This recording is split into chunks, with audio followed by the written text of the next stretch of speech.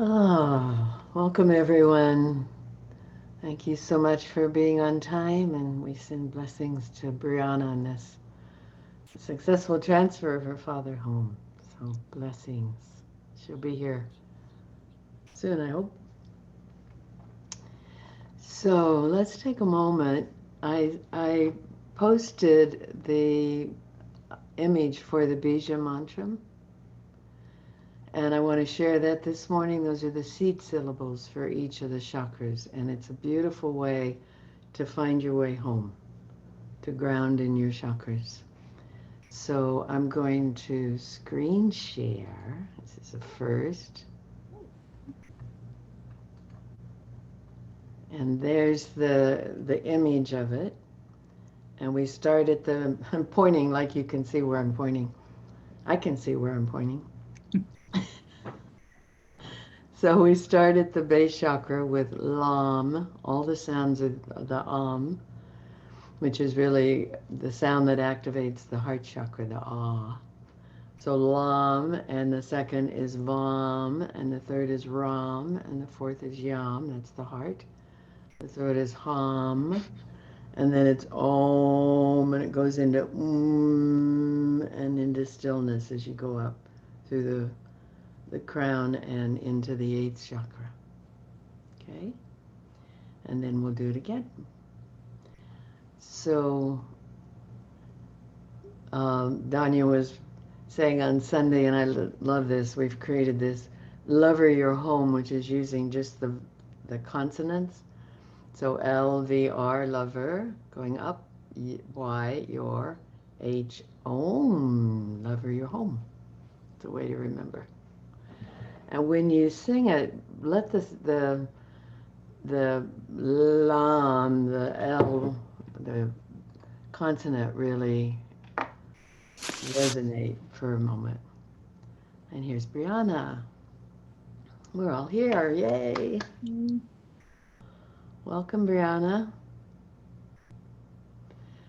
We're just about to center, and then we'll do these Bija mantram, which I'll demonstrate. It starts from the bottom up. So take a moment and just take a deep, deep, deep breath. Let it out with a sigh.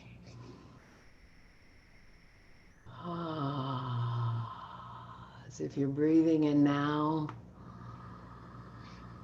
and breathing out all that's gone before.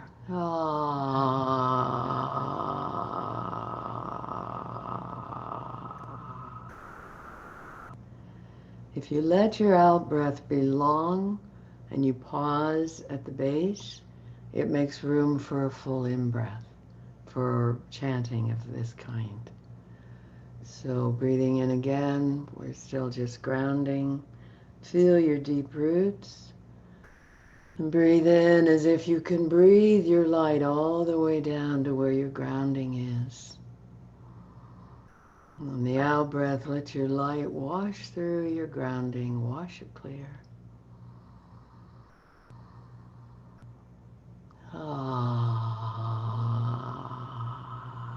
And shake out a little at the end of that breath.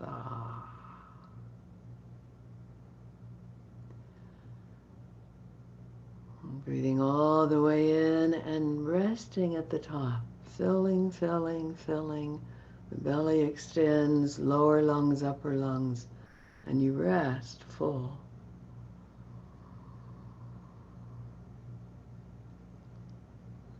And allow the breath to find its own way out, nice and slow, no effort, no blowing, just releasing, and rest empty.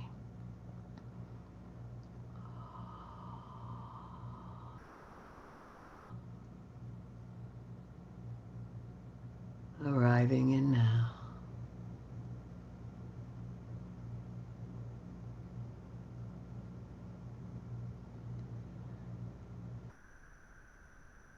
Breathing all the way in, and if you wish, just to stay in your breath as I do the mantras so that you can experience it, and then we'll do them together. Lam Bam Ram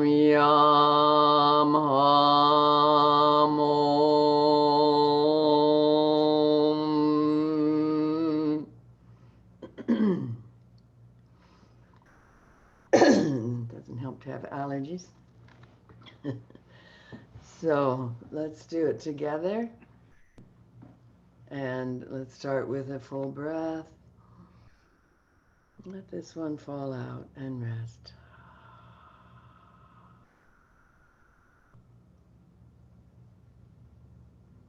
Breathing all the way in, filling, filling, filling. Lam Vam Ram Yam Ham Om.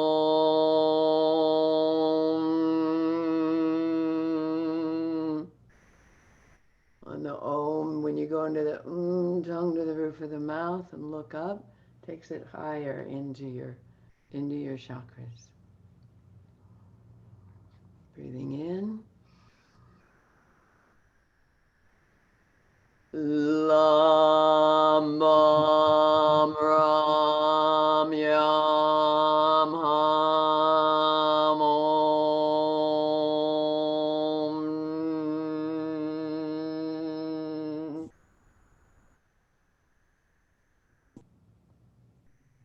Full breath.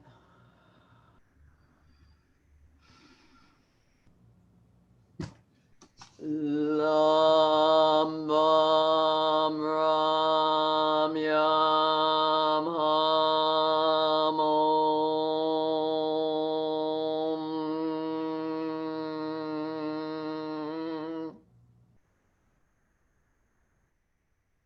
Rest in the stillness a moment. Notice how you feel right now.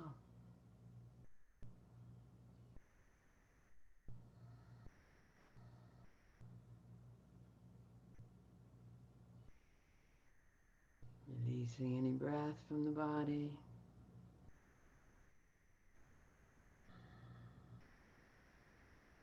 And this time you may wish to touch each chakra with your hand as you go up. Full breath.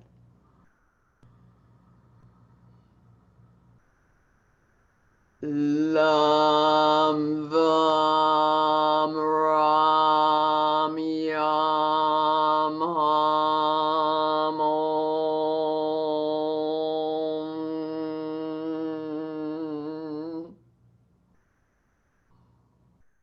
And rest in the stillness.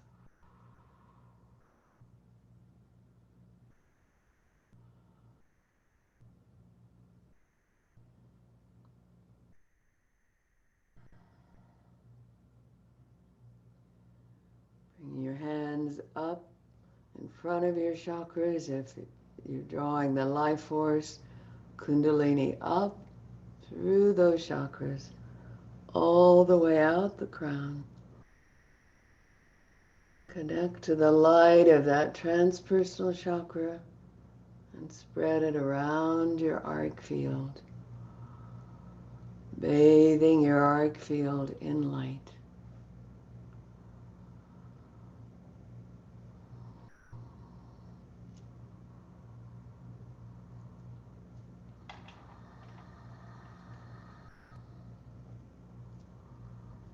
And then just smooth out your energy field, letting the angels clear anyone else's energies, making it sovereign for yourself.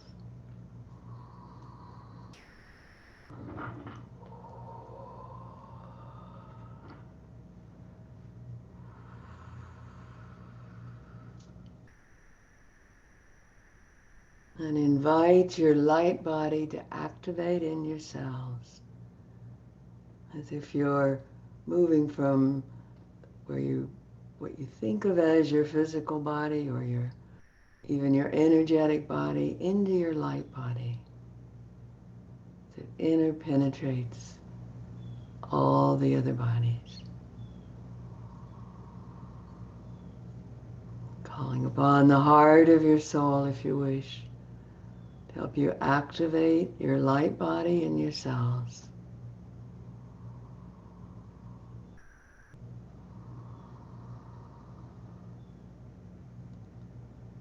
And to whatever extent you feel it, make it beautiful, accept it, inviting your quantum nature to enhance your experience of your light body.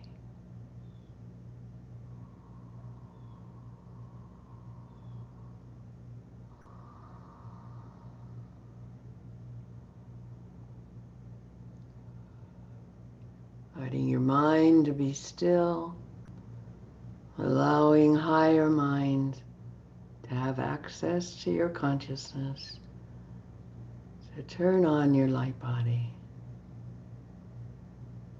Yes, that's it.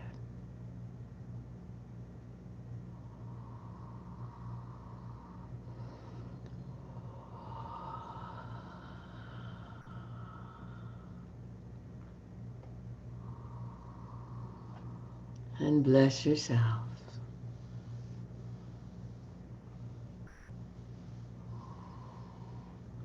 Whatever would feel like blessing and honoring, so that the hands of your light body are touching your physical body and saying, yes, you too belong. All of me, all of me, all of me.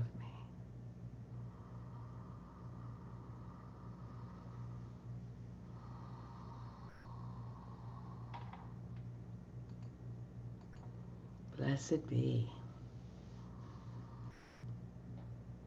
Wow, you look amazing in your light bodies.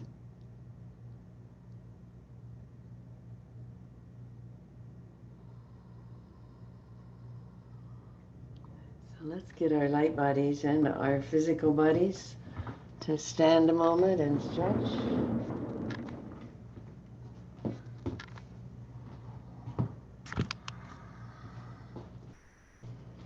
Shaking out, releasing all that's gone before. Side to side, shaking out. Ah, shaking out your voice. Ah, ah, shaking out your fanny. This part works so hard. Ah, really soft knees. Then your pelvis can really jiggle. Ah, shaking out your legs and your arms.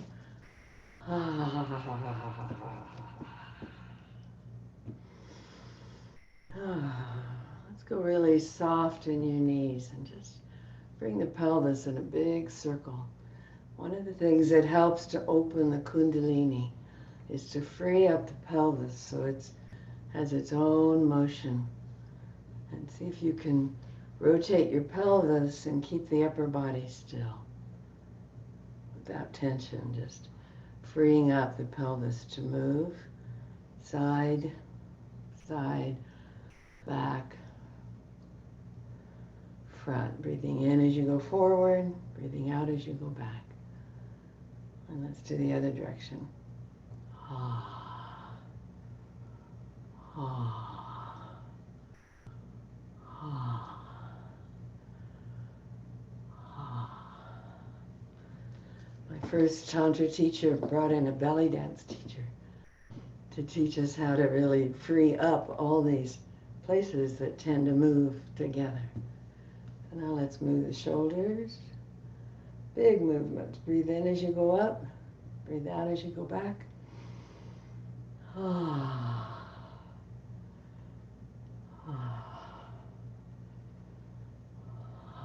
And shake them out.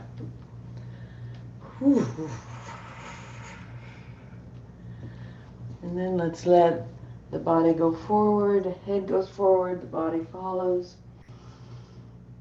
Oh, and shake out here.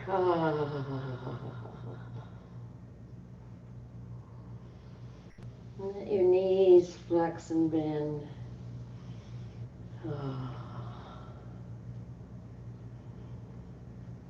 Coming up one vertebra at a time. Shoulders relaxed. Arms up. And around your bubble, your beautiful bubble.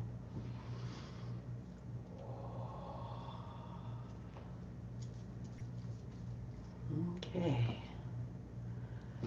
Would you like to do the Egyptian cleansing breath again? No.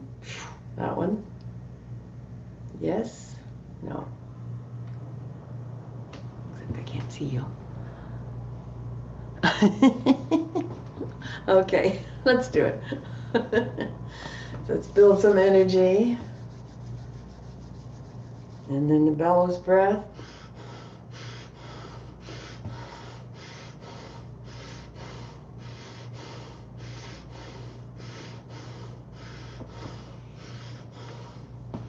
And then gather up earth energy, kundalini, keep the shoulders relaxed. Bring it all the way up through the chakras, out the crown. Form a pyramid with your fingers and thumb. Bring your light down. Ah.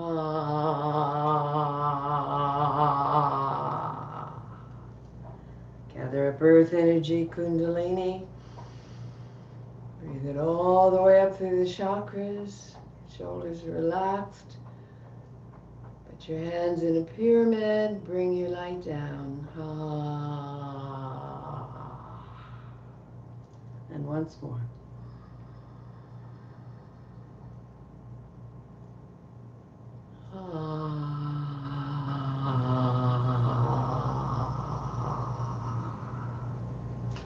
And we'll do the cleansing breath. So this time when we get to the top, we'll go ha!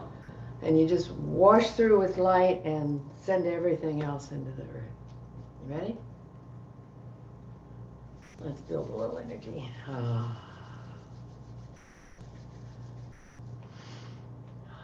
Bellows breath.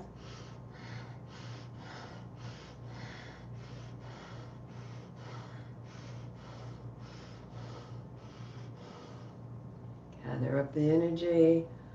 Kundalini, earth energy, bathing your chakras in it all the way up to the transpersonal chakra. Ha!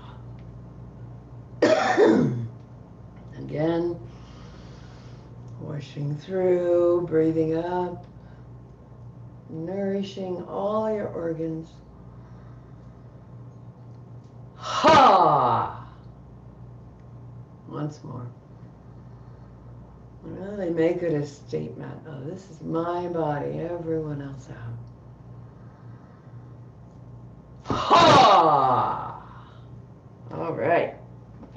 Everybody out, out, out, out, out, out. And come to your seats.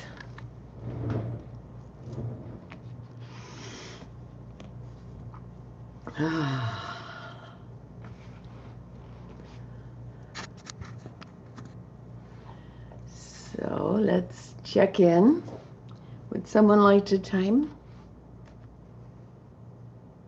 Katrina, thank you. So who would like to go first and share what's alive for you and whatever you want to share about your commitments? Lou?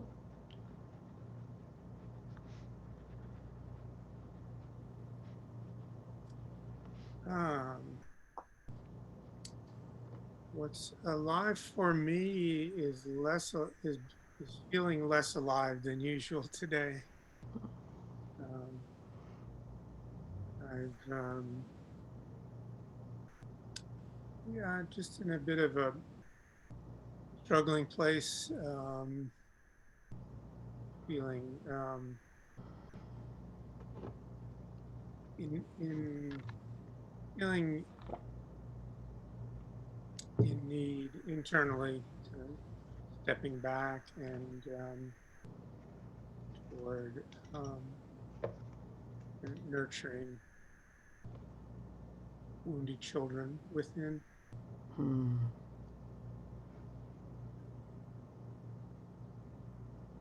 Hmm.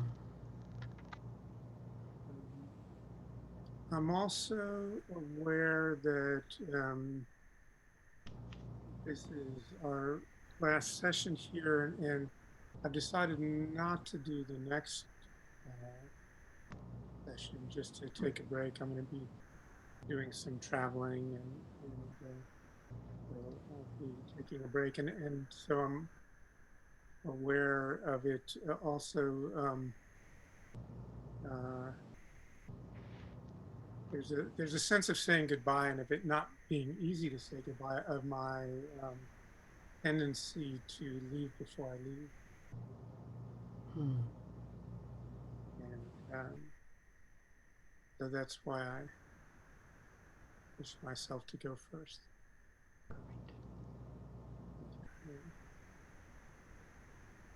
Good strategy.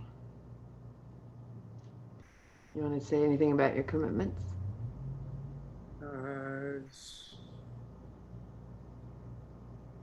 I don't have them in front of me, but feels like it feels like I have been following through on intentions and have been life has been progressing pretty well. Ready for love and an affirmation? You and your inner kids. Hmm.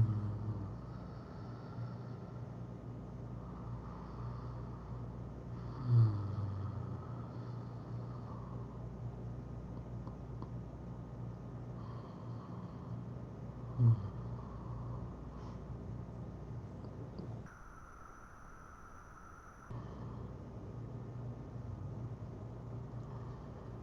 And I'll go next. okay. So, what's alive for me right now is gratitude for Lou. I was in a really contracted place yesterday. Lou did a soul retrieval for me, for my abandoned child, the prior day. I think it was Sunday. And it was very powerful. And it created, I think it's one of the things that created a real contraction for me yesterday. I was in a very painful place yesterday in the afternoon. And I think Lou was able to stay very present for me during that time. And so I have some gratitude for Lou about that. I don't know if his place of contraction has to do with kind of my pain yesterday or not. I don't want to assume, but I just want to share my gratitude for his ability to be present. And also his powerful soul retrieval. In terms of my objectives or my commitments, we did the client initiation ritual. So thank you for all of you who were there for that. I continued my Kundalini yoga practices. They have been really resourcing for me, especially when I'm in a contracted place. Yeah, and I've been channeling in the morning daily with my guides, and it's a really, such a beautiful place. And what occurs to me is this like very interesting human experience of contracting as we expand. It's like, I guess that's how we give birth, is we contract. So we have contractions. And so, yeah, I'm learning actually from my guides about contractions and expansions. Very grateful for this group. And I also will not be continuing because I will also be traveling. We will hopefully be, Lou and I will hopefully be in Egypt, some of, these next sessions. And so, but I hope to come back. Good. You ready for loving?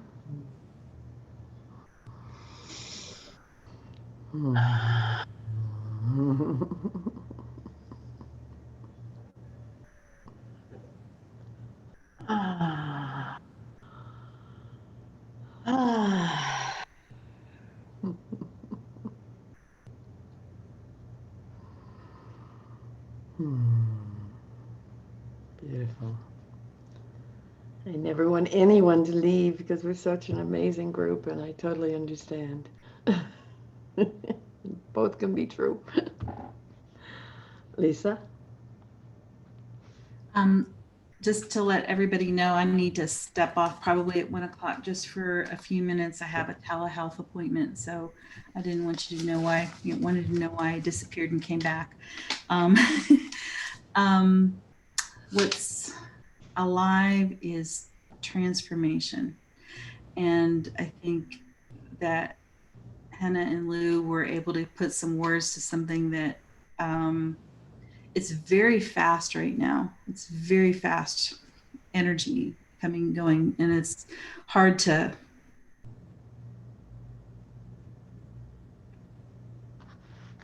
integrate. Mm-hmm.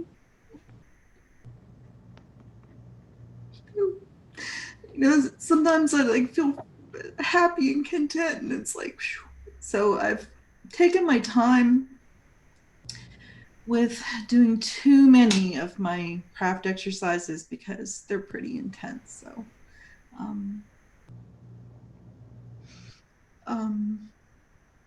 so baby steps with them, with the energy.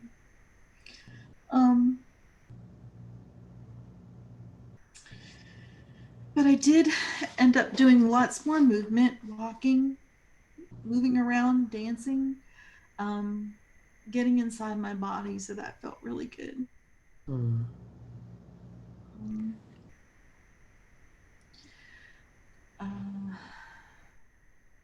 As far as the next class, I'm not sure yet, but I will let you know. It's my intention to do so. So I'm ready for some loving. All right. Breathe it in.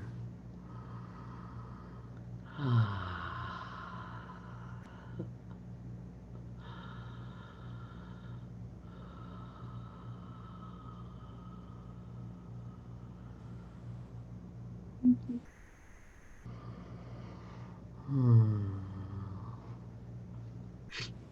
Beautiful. Rhea.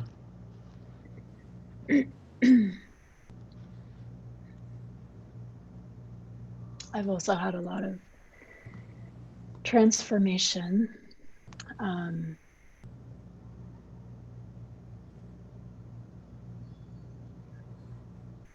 I think I didn't even know what I was saying in my commitment last week. It just sort of became words, and it was what I did this past week. I just like somehow I had 4 days off with no work, no kids. And I didn't leave my house, and I I moved at my own tempo. And it was incredible to not push myself.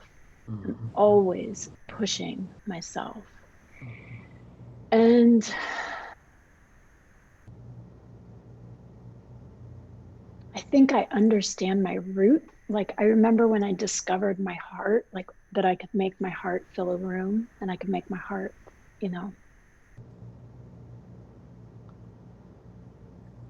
go in and go out and connect. And I just found my root in a different way that feels really important. I think I've always kind of had like a tap root, but it wasn't open. And in that change of tempo, and in that sort of, I had this vision. I was like, oh, that's why in Tompkins they have deities sitting on lotuses. I was like, because I was at work, even in this chaotic environment, I was like, oh, there's a halo. I'm sitting on a halo. And then I was like, oh, that's why they paint lotuses. So I've just sort of been walking around with a lotus under my butt. And I think there's like I've been praying every day since, months ago, my commitment to have an altar, and I put it in my kitchen, and there's just something. It started once a morning, and now I go there as needed every morning, but then also as needed. And so there's something in my heart that is soft and settled and expanding that I've never experienced in my life. And just really knowing that I'm like, my one job is just to remain within my, like, in integrity with myself. And sometimes I get annoyed with words that are kind of pop words, but it feels very true. I also got into one of the 3 grad schools I applied to, so that feels like, yeah. Wow. Yeah, I'm not sure what I'm gonna do with it, but it's like, okay, there's an open door. If I want to, I can. There's a little ego validation, and now I'm gonna decide what I want to do with it. Mostly, I think the way I operate is I just get answers when it's time. Oh, sorry. Oh God, I'm such a blabber. I'm sorry, y'all. Yeah. So just plugging along in a beautiful, settled way. Thank you. Ready? Yes, please. Mm.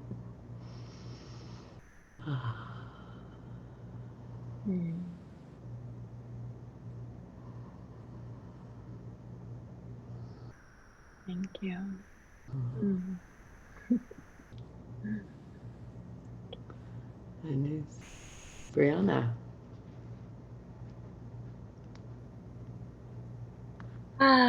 Well, what's most alive for me is that as we speak, my father is being discharged from the hospital. His wife is there, the ambulance is ready, they're just getting all the little loose ends tied up as hospitals have to do, which can take hours, but everything's kind of ready. And the last few days have been a whirlwind of details and phone calls and arranging and services and supplies and equipment and deliveries, and it's just been but I've been very, someone, I was talking to someone about it, and she said, well, why did it land on you to do all of that? And I said, because I volunteered. I mean, this is my father, but it's Maxine's husband and best friend and love of 32 years. And, if the person in question going through if it was my person like that, I would want somebody else to pitch in and do all the, like, order the pill crusher, So that's what my world has been. But after today, most likely, I'm going to be stepping back more from all of this. And it doesn't feel like I can step back into the life I had before this. It's been a whole month of this. And it doesn't feel like I can go back. And I don't know what's going forward. And I feel utterly mystified and lost and curious. And some part of me is trusting that I'll be shown, and some part of me is cranky because my ego isn't going to have as clear a role, and all of that. And I'm just also in great, great, deep, deep gratitude beyond words that this man is going home, because that was the only thing I knew his soul wanted. He did not want to die in the hospital. And I still don't know how long he wants to stick around, but I know he wanted to go home. So yay, we did that. He did that. I did sit in silence, not every day, but I did sit in silence without looking for answers. I did not write a love poem or an ode to the mystery. I've just been living in it.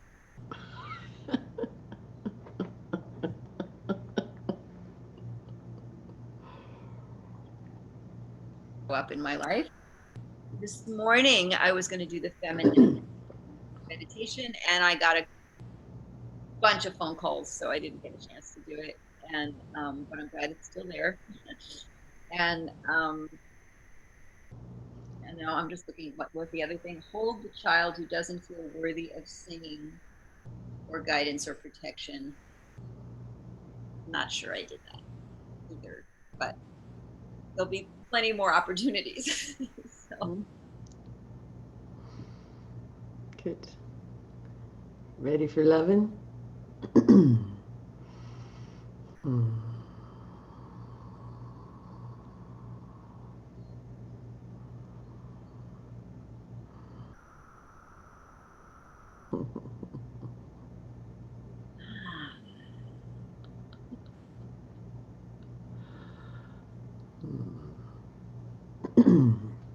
And congratulations on midwifing this successful passage for your father and his family. This was really important, I think. Yeah, beautiful. Danya? Hello, everyone. I'm feeling great today. It's a terribly mundane day, but somehow there's some buoyancy. I started the day out with a ritual, and that's always a good thing. Yesterday was a really pivotal day in my relationship with my boyfriend. I've been living with him for 2 years, and he wasn't really ready for me when he invited me to take the journey across the Atlantic Ocean to come live with him. And so negotiating space has been just something we've been living with in a small apartment.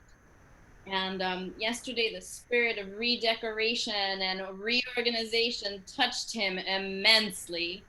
He got rid of a bunch of stuff, and we changed some things around, and it's just amazing what that can do to a space. And then some of my framed artwork that I brought with me from California that's just been sitting in bubble wrap actually made it onto the walls. And so I see things that represent me, and that hasn't happened in other relationships when I've moved into someone else's space. So just that it's just artwork on the wall, but it just means so much. Like my mark is on the wall, and so that feels really wonderful. It was really sweet to do our new moon ritual together on Friday, and just so nice to share that with other people. I could do it myself, and I do it myself often, but it's just different, the energy that you bring to it when you're going to share it with others. So that was really sweet. And just to make y'all laugh, because I am a drama person and I went to clown school. So this is a clown and me talking now. But over the weekend, I had literally a pain in my ass. And gosh, just I've never had my gluteus maximus or just the tissue around the sit bones respond, and I've never had sciatica situations before. So it just sends you to another space, and you have to figure out, okay, what other systems in my body can I use to navigate, because I still have to go on with life. So the pain in the ass is mostly gone, thank God. But it did cripple me for more than 24 hours. So that wasn't cool. Chakra dance is really, really beautiful this week. Just so sweet. And releasing the throat chakra and opening it. And it's just really so special to be opening this space for healing for people. And You ready? Love and affirmations.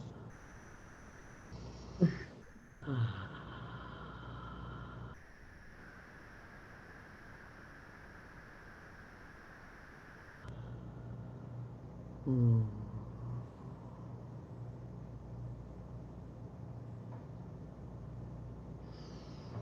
Hmm. What's it be? Next. Laura.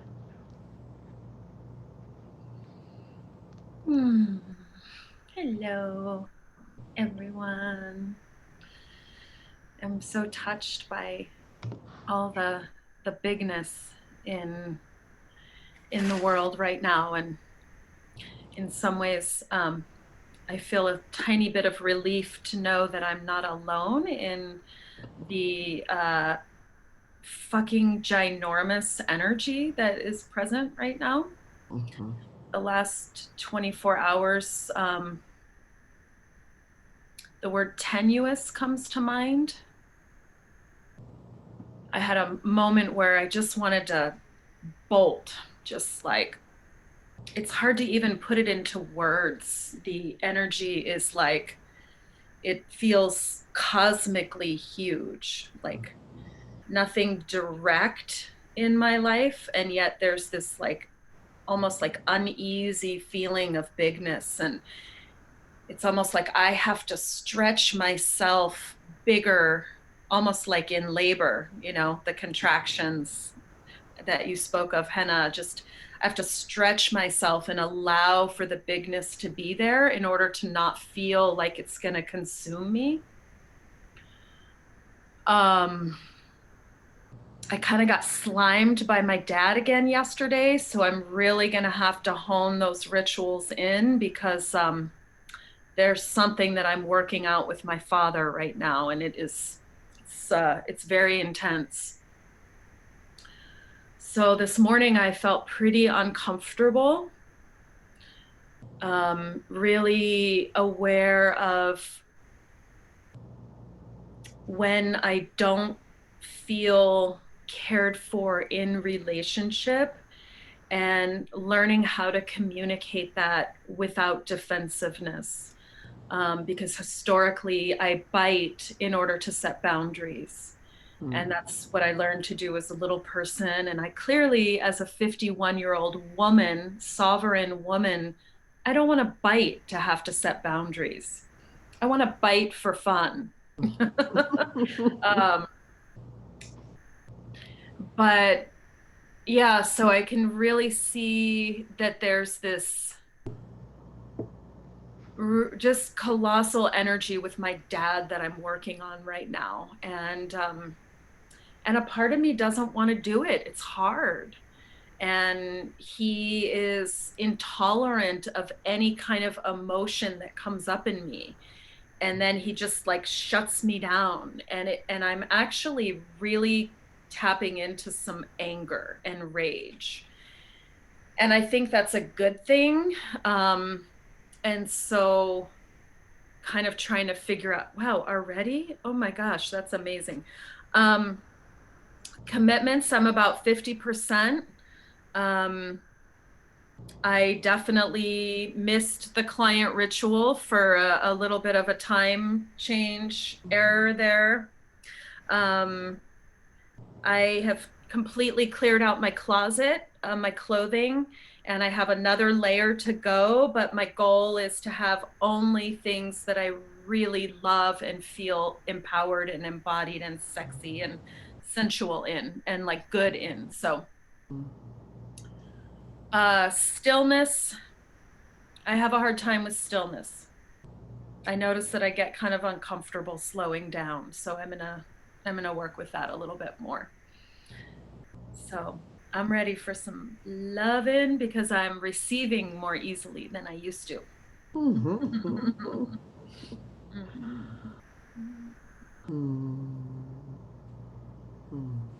Oh, yes.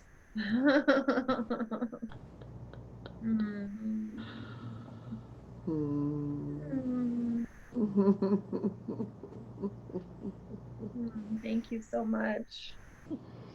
Thank you. Katrina.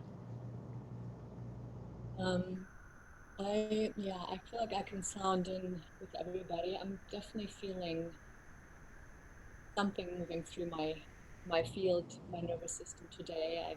I took a bath last night, a shower this morning, meditating, try to kind of do practices I know to help me reset, and I'm just feeling a little bit ungrounded and like something bigger, and I'm not quite sure what's looming. It could have been touched on. I talked with my sister yesterday, and she's also going through a lot of excavation from our childhood. Um, and I'm feeling so much gratitude for our relationship. The level of sharing that we're able to do right now, I've never thought this would ever be possible. We had a very contentious childhood, me being the older sister, and it's a really unsafe home. And so the fact that we can talk about things now, and she shares just this brooding resentment about our father. So I feel like there's maybe something we can do together. But I feel like more than ever, I'm committed to keep clearing what's in the way for me. With that, I haven't done, I haven't set up that kind of anger release yet. I feel like I'm gonna call in some support, somebody to witness me doing that, and yeah, so that's all feels really alive right now. The client ritual was beautiful.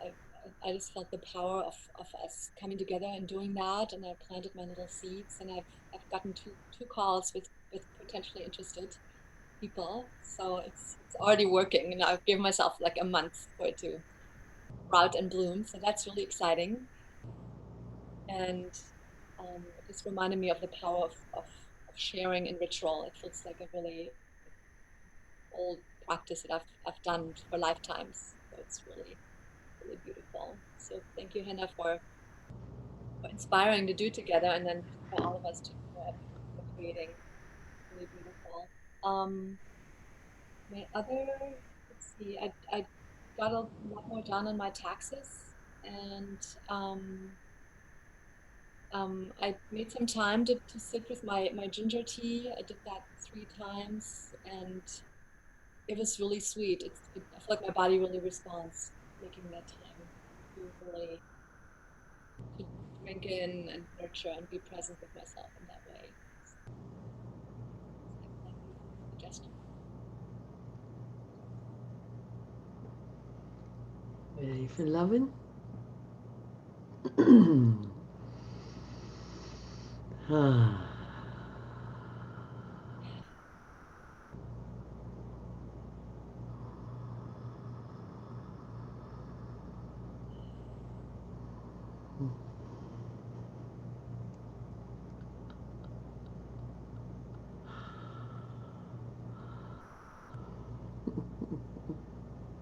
Beautiful. I feel my heart is served almost as much by the receiving, by someone else receiving in this circle, because we're opening so much, as it is when I'm receiving. It's just beautiful. So my week has been expansion and contraction. It's the theme. Um, just a lot of shifting of very early foundations, and I'll feel very much just close down and then find a way to open again. It's been pretty amazing. But I have something I want to share with you. I'd like you to all unmute because I want to hear you celebrate with me.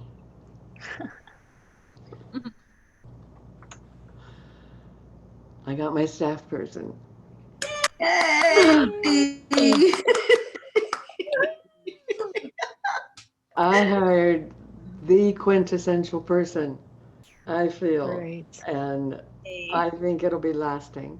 Yay. Yay. Yay! Thank you, universe. Thank you, thank Mm. you. Started yesterday. She and I have the exact same rising sign.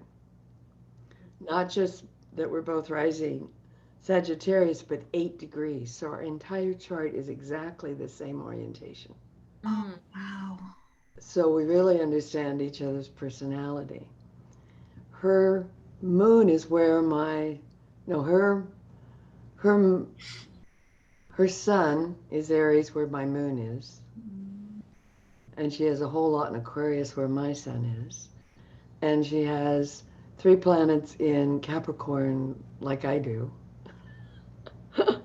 So we understand each other's character. And by that sun moon opposition, we can really feel into what the other one is feeling. I'm so impressed. I think the whole thing was waiting for her. Beautiful. And she's a scrapper. She's just whatever she needs to learn, she learns. She figured out how to replace the steering mechanism on her car last month. So, and she does can do the same with computers. She's actually taught computer repair. So I feel so blessed. Thank you all. I think our magical energy helped to create this.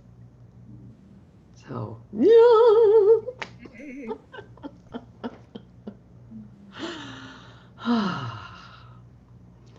So I'm I'm ready to receive some loving.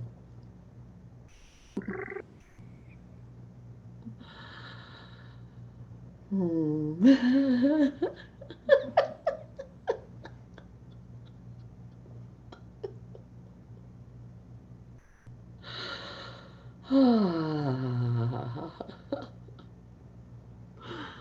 Thank you, thank you. So these are rockin' and rollin' times. We have, I think it's 8 planets in Aquarius right now, including Saturn, which is, we've talked about, it's been joined by Jupiter, which makes it, lightens it up some, and now Venus is there.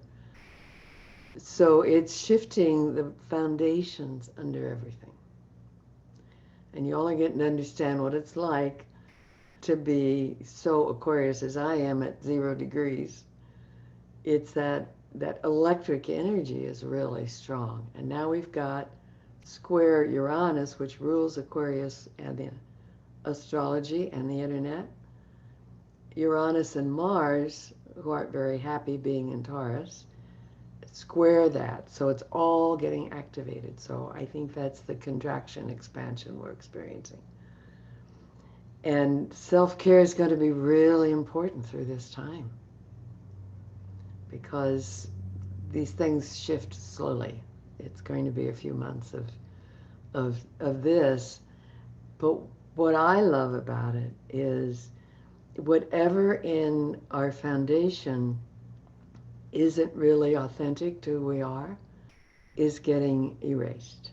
Yeah, just erased. Yeah. And so you just want to bless it, even though it's like, oh, that too. Ah. You just want to bless it and go, well, I guess that wasn't me. And it's making more room for who you really are. So I want to speak to this piece about soul retrieval and care after soul retrieval because, you know, when you think about it, what you're doing is bringing back a part who's in contraction because they're caught in a trauma, they're in shock. So when you bring back a part that's in shock, that there's a need to really be with that energy. And I find the first thing is to bring that part into the heart chakra with Divine Mother holding. I like to have them holding the aspect coming back and the adult, and spend time breathing in love and light. And then to be like a loving parent to that contracted part. You know, if you found a child who had just been horrifically traumatized, you'd want to just hold them and love them and really create a nest kind of experience for them. And I think part of that's in the heart chakra. I I like to hold whatever aspect of me in my heart and ask Divine Mother to hold both of us in what I call her great heart womb. And she absorbs the shock, she absorbs the pain, and you take in her love. So you're exchanging those emotions for love. The first time when you bring someone back, then I usually leave them in Divine Mother's arms. But then go into your heart and visit them. I also find sometimes they're still running contractions in the body. I had that experience this last 2 weeks. I had brought back the part that experienced a certain rape that was horrible, but there was still another aspect, and it was kind of like a part that had been caught in the body in contractions.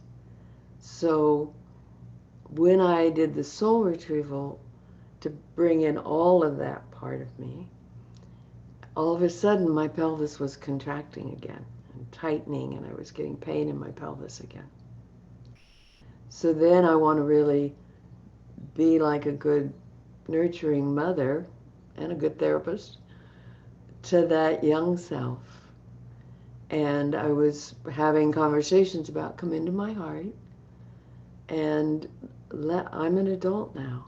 I really appreciate you trying to help me, and I can handle the body.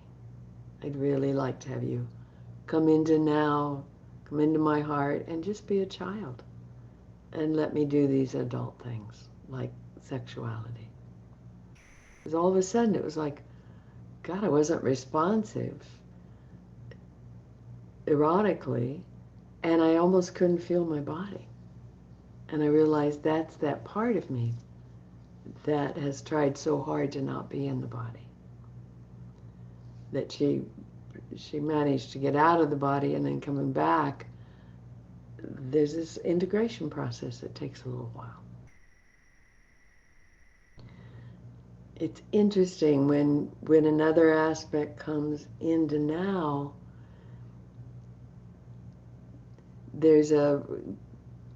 it's almost like the dissociation lasts for a while and you want to use it, of being the nurturer.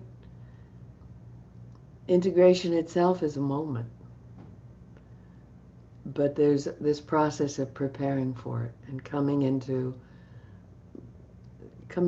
a unified place through love. I remember a time many, many years ago, a long time ago, back when I was in Austin, Texas. It was about 30 years ago. My first 3 or 4 kids I brought in. One day we were just kind of sitting, playing, and all of a sudden one of them went, you know, if I turn like this, I might fit in with you. And if I turn like this, they were like 4 puzzle pieces that found that they could all fit inside each other and be one whole. And it shifted everything. Then I do more soul retrieval, and then I get to integrate that, and then that one comes in, and then another, and I've probably brought back 20 or 30 pieces. That's 5 perpetrators. And more, and some of them are young for a while, and then they integrate, and then there's more young ones. And I had abuse right at birth, so I had like 5 babies. So you just keep doing it and keep integrating and knowing that each time there's more of your essence home. But that part you bring in has to catch up in a way to you. So I also suggest the day after a soul retrieval, take that child for a walk through your life. Show them your artwork and show them your gardens and show them what your life is like, because they don't know. They've missed out on all of those years. And the more they're with you, the more they get the benefit of that. I also find the children that came back early are just great to help the ones that come later. So this last one, she was like, but I don't want that sexual stuff. That's horrible. And the others, well, it's okay. We love it now. It's who you're with. So they were all doing this little therapy with her. It was very sweet. So the inner family can, first I bring them into their own room usually, but then into a sense of a family room where the other parts of me can speak with them. So I had a teacher once who said, I think we have to acknowledge we're all a multiple personality to an extent. Everybody's got at least 3 parts: the natural child, the wounded child, and the adapted child, the one who has to show up and be what the family wants. And what we're doing is healing the wounded child and helping let go of the adaptations to be that natural child again, be that authentic self. So I want to see, are there questions about this? Is there more you want to ask or know? I think soul retrieval is an important piece and the aftercare is valuable. Hannah. So I have 2 questions. One is, I've been feeling a lot of pain over here since that time. And it especially I became aware of it more in Danya's class, chakra dance class. And, it's interesting that you talk about your pelvic pain. Mm-hmm. There is something here that I'm holding on to, and I'm not sure what that is. And I'm curious about how to relieve it and or what to do with it. Maybe that's something we can do later today. And then my other question is, like, there in the contraction yesterday, it just felt like there are so many children that have so much pain. Mm-hmm. And I don't know what the right pace is to bring them back. I don't want to overwhelm. And yet in that place, I just saw that there's like so much there, such rich territory, such fertile soil. Fertile soil for the reconstitution of self. Yes. Well, I feel there's wisdom. I'll sometimes do 2 soul retrievals in a session. Occasionally I've done 3. So I think you can do more than 1 at a time. And then pace it. Also, it doesn't seem necessary to bring a child back from every scene, every trauma. It's almost like some can represent others.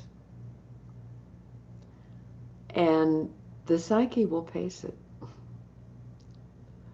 You'll know if it isn't time, and you really can check in. So the pain, what I would suggest is to invite the child to come into your heart and let that child know we're letting the pain go from the body now, and invite your guides and angels to lift it out and to release it as pain from the past. It's not now. I, I release the pain from the past. I allow this to be lifted out of the child and out of me.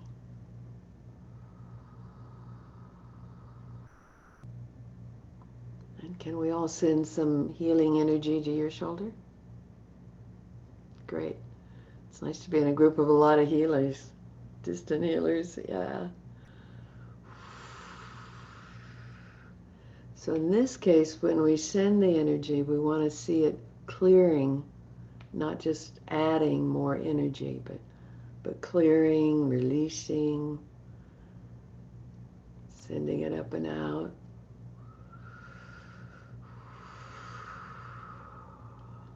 Bringing your light right down your core. Inviting your body to come right into now.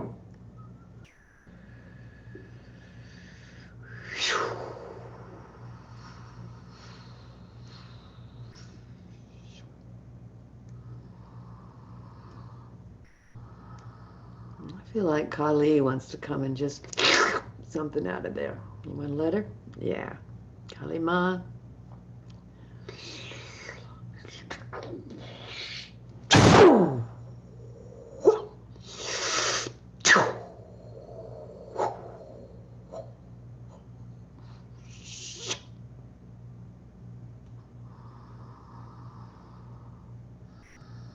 Breathing in your light.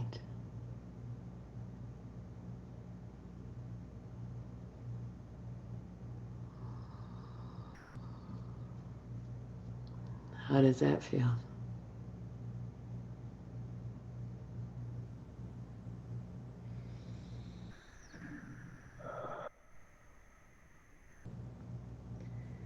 Um, there's a sense of soreness here. Mm-hmm. There's a sense of integrating, like integrating essence Mm-hmm. from where, whatever that was. Mm-hmm. There's also a sense that there is a past life that this is or was connected with Mm-hmm. that feels like it was about betrayal. Mm-hmm. Ooh, like a knife in the back. That's what it seems like. So ask Kali to pull the knife out. Just imagine that's being pulled out, released. And inviting her and the angels to clear that past life, help that one move on into the light.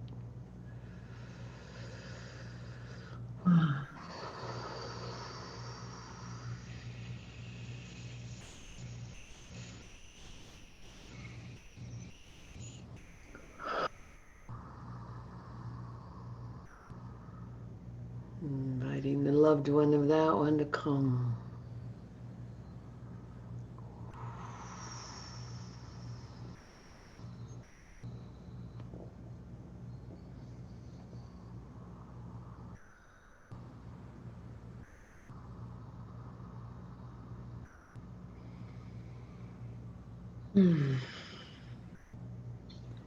Feels like a lot of self-care is needed, a lot of sitting with Divine Mother. Mm-hmm. It, yeah. Thank you. I feel Kuan Yin wanting to just come right behind you and put her hands over that part of your body. And Yeah, just say, she's one of my guides, yeah. yeah, just invite her to absorb any suffering in there. She loves absorbing suffering. That's her job that she gives herself. Beautiful.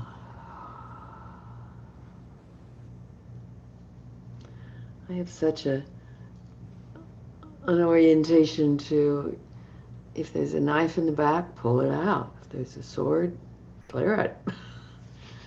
And then you clear the other life. You release it. Because I think it only bleeds through because it's unresolved. And if we can complete that action, then the other part can move on. Mm. You know, Katrina? it's so interesting what you said, because I am particularly, betrayal is a real trigger for me. Yeah. Mm-hmm. It's a real trigger for me, and I think it's some of that is the past life stuff as well. It'd be interesting, like to do some channeling around betrayal. I Yeah, think it's a theme through more than one life. yeah, for Something, sure. something your is studying, because the soul will create a series of lives for a certain study, Yeah, and then there'll be a series of betrayal lives, and then enough in this life to require clearing it. Good. Beautiful. Katrina. You just mentioned you clear the past life. A little closer. You said to clear the past life. Mm-hmm. So how do you, can you just say a little bit more about that part of the healing piece? So if I were talking the person through it, I might actually channel through some details about it because it kind of helps to release, but only if I speak of it as the other lifetime, so they're not merging with it. And what I was seeing was, um, I was seeing that not only the knife, but the energy of that other in the wound was there. So helping spirit locate that other aspect of her soul and lift them into the light. And I was kind of doing a short form, but I often, you want to find some energy from the light that can relate to. And many beings that are caught in the bardos, where they're still living out this wound, they can't see angels, and it's really hard for them to see sometimes even adult loved ones. But then I'll ask if there's any loved one in the light that they can see, and it's often someone that they knew as a little child, a neighbor or an aunt or a grandparent, or someone that represented love as a young child. And that child can see that one, and then they go, oh, you're dead. I must be dead. Oh, maybe I can get out of here. So it opens consciousness to there could be another way than just reliving this. And then I invite that one and the angels to help guide the one that's caught up through the realms into the light. Every time's different, but that's why I work with guides, because they'll figure out how to make contact with the one that needs to release. Yeah, I feel like I want to share just an experience, maybe for the benefit of others, as you all do your own soul retrievals or for your clients. What was interesting, what I learned from the soul retrieval um, is that instead of asking for Divine Mother love, I was turning to Lou to get that. And I would say that it's really important to sit with Divine Mother, because then you're not counting or putting that burden on a human being. This is a practice that I needed for me. And so hopefully that's useful to others. I think that's really valuable to share. Yeah. Divine Mother can be ever present, and a human being has a life. So they can be wondrously present for a while, But I think there's something really valuable and universal about getting a child self back to a mother that always loves. And I'll even say that while they're being held of, this is a mother who's always loved. She's pure love. This is the love you've always wanted. Breathe it in. And then the adult gets it and the child gets it. And it's as important that the adult breathe it in as the child. And as they're being held in Divine Mother's arms, I'll often say, breathe in the love, breathe out all the emotions, breathe the love all the way in, breathe out the pain, I name them, breathe out the fear, breathe out the anger. Breathe in the love, and then I'll say, let it soak into your bones. And I'm speaking to the adult, to allow that love to reach all the places that have been waiting all life long to have this universal love. I think that's a great insight, Hannah. Even when you have a wondrously loving husband supporting you, to also bring the child to Divine Mother in your heart. And then you go back in and you hold the child in your heart. So now you're being held, you're holding the child. And you have a base, a warm home for that child. It's like the heart becomes the nest. I'm really glad that this has evolved while we're in this group so that we understand this piece of it. Rhea. I wanted to share and also hear your thoughts on my experience. I mean, I really felt for like 6 days I was in a deep meditation. And my approach to healing has always been to kind of dive into the parts and explore and heal that way. And what I found this past week was I actually had an image of, I was in such stillness. And I had this image of my parts like on a roller coaster. And the stillness was such a ride for my parts. Like my parts were like, whoa, what do I do with this stillness? And I just remained in the stillness. And I didn't engage, like they were there, but I didn't, my focus wasn't attending to the parts. The focus was on this experience that I've like never had in my life. And it was so powerful for me to just remain in the okayness, the like. So I just wanted to share that you know, that I didn't have to, not that there's not such power in attending to the parts, but I just like let them go on their ride and scream and hold on, like hold on to the ride of the stillness that was so unfamiliar. And so I just want to share that. Beautiful. That's such a gift to the whole constellation of yourself, to create that still center. And over time, all the parts can meet there.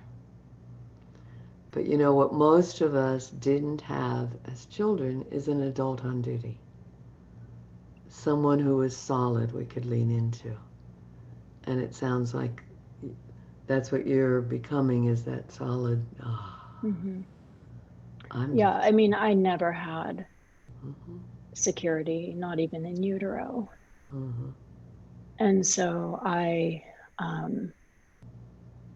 was just like sort of making a choice to change my lens to the security. Like the stability, anyway, it was mind-blowing.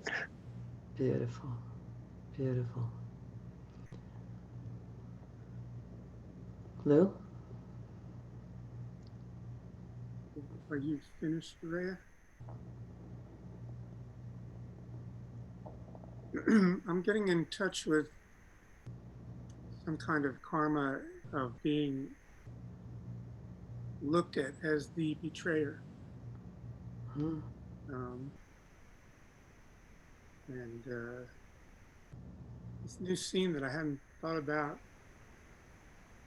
ever from the like sixth grade is coming back. But certainly from the beginning, when I was born, first child, my mother looked at me as that I could heal her, I could solve her life, but I wouldn't. I was betraying her because I wasn't doing that. I couldn't, but I was still looked at that way. And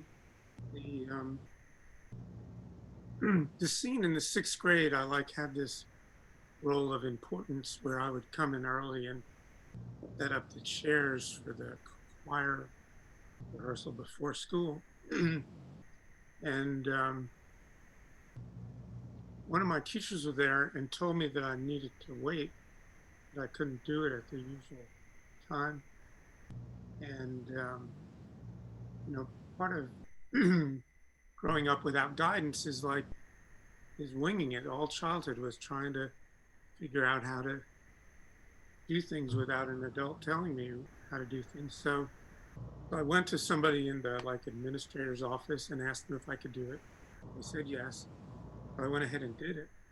And the teacher just raged at me, going over her head, and for betraying her, whatever her betrayal story was.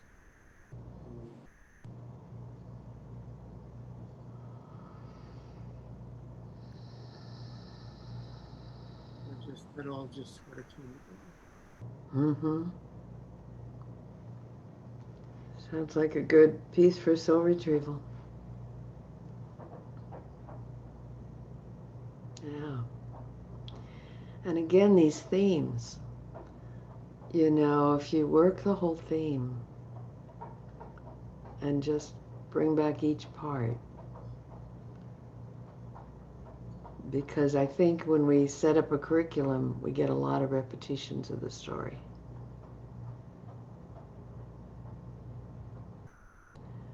So, would you all want to do a soul retrieval with Lou right now? Is that helpful to witness it again?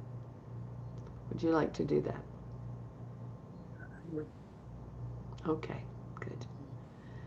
So first, ground and center. Really feel your core. All of you can do this. Feel your core. Feel your connection to your light and your grounding. And create a beautiful sanctuary in your heart. As you breathe in, let your light spiral down your center and come sit in your heart chakra. So it really allows the adult to ground in the body.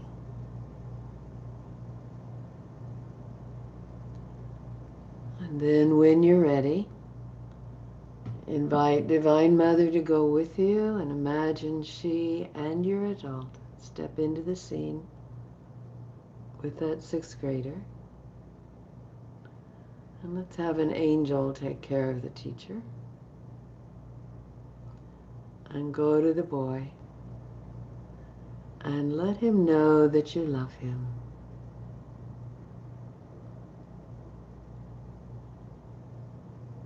And let him know that he was just trying to do his very, very best.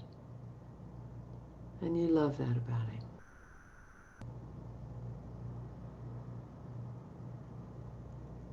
And let him know that you're the adult he's grown up into. And you've come to take care of him.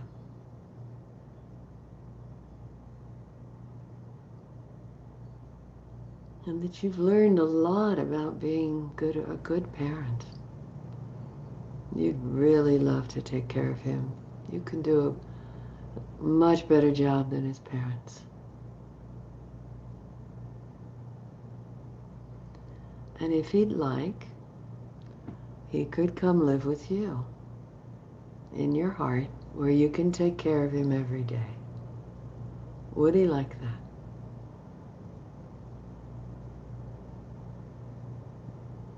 Beautiful. So let's ask Divine Mother to bring him and you, all the way through space and time, all the way through space and time, right into February 16th, 2021, into your heart chakra. Ask the angels to make the perfect boy's room in your heart for him. All the way through space and time, right into February 16th, 2021. This boy's room in your heart.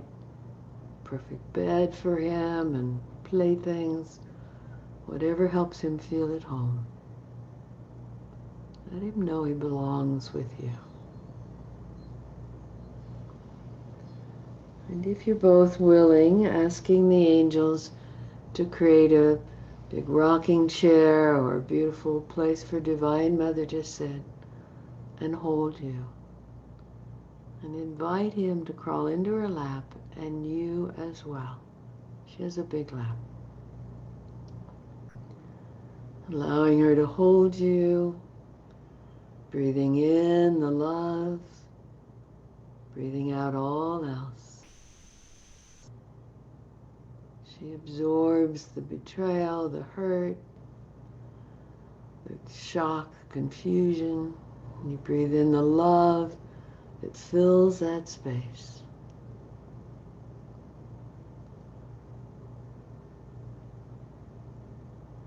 Letting this boy know it's safe to give all these emotions to her. She's pure love. She just absorbs them and turns them to love. And she always loves. Breathing in the love, let it soak into your bones. Breathing out the shock, the hurt, breathing out all the teacher's chaotic emotions. Those are not yours. Let her absorb them.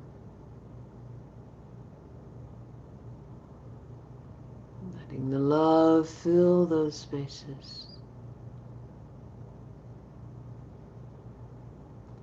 And letting this boy know you're innocent. You're innocent. Letting go of the guilt, any shame, any blame. Let her absorb them. And breathe in the love.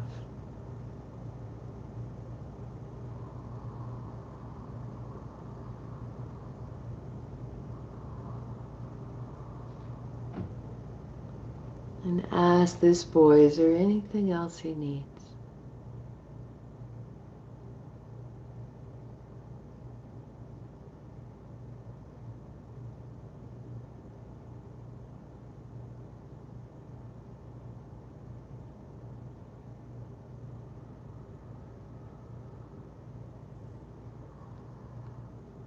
And what is his response? Needs to know that help is possible and that growing up step by step into full adult responsibility. Mm-hmm. So let him know that. And let him know I'm here for you. And what's really different now is you've got an adult on duty. I'm here. We didn't have that as a child. And I know how to call in angels and guides and good people to help. And you can always ask me for help. I love you. You're part of me now. And you belong.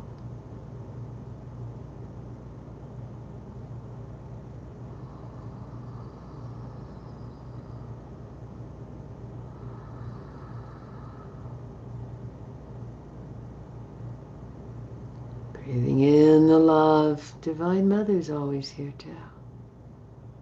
You can ask for her love anytime.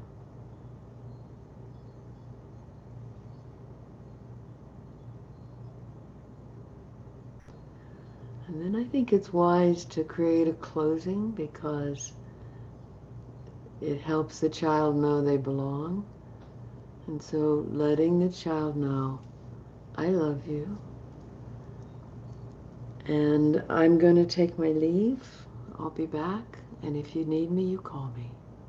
You're part of me now.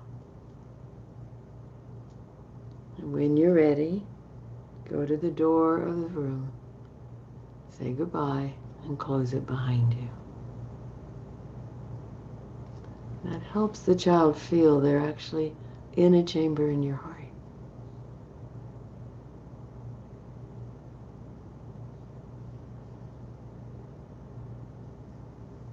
How does that feel? It feels good.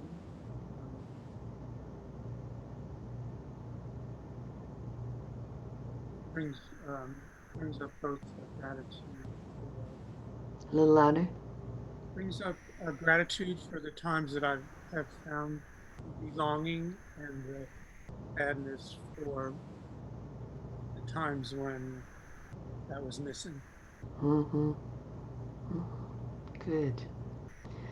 I might also find myself saying that this is a mother who doesn't need anything from you. That's an important message to be giving that child and any of your inner selves. Divine Mother doesn't need anything. She's whole, she's complete, she's in love. She is love. She's just here to give to us. Yeah. Yeah. That was about the time that my mother shifted toward more like looking at me as her sexual object in a different way, as since my sexuality was my physical sexuality was stolen. Mm-hmm. Yeah. Move it out. Move it out. Ask the angels to lift all your mother's projections out of your field, out of your body, out of your psyche.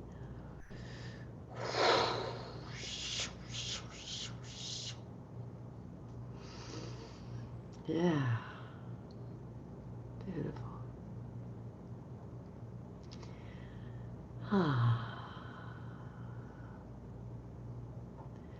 So it's important to go back and be with this boy because the issue, especially because the issue is betrayal. So you want to keep that promise. I'll come back and just each day or a couple times a day check in with the part that's returned so that they feel that constancy of love. And when someone first comes back, I'll often, when I'm resting, just invite them into my arms and hold them. Maybe hold my teddy bears and invite them into my arms and hold them. And sometimes in a dance, I might have one of them come up and I'll hold them. Yeah. I had one, it was like one dance was very much about this one part of me getting my whole body back. And afterwards, I went out on my porch swing and held the child, and Babaji sat near the swing and held us both. It was amazing. So you can also have the Divine Masculine holding too. Okay, I want to comment just on process that while I was doing that with Lou, I could tell by what was happening on his face that it was landing. So he says something to the child and there's this smile of it was received. With some people, you can't tell. And so I'll more ask, how's that feeling? Or what's the response of the child? Because sometimes it's nothing shows. And before inviting the child back, I want to see what's happening with the child. So I'll ask for reports. Now I'm intuitive enough I don't need to as much, but keep checking in if you don't know what's happening. Keep checking in.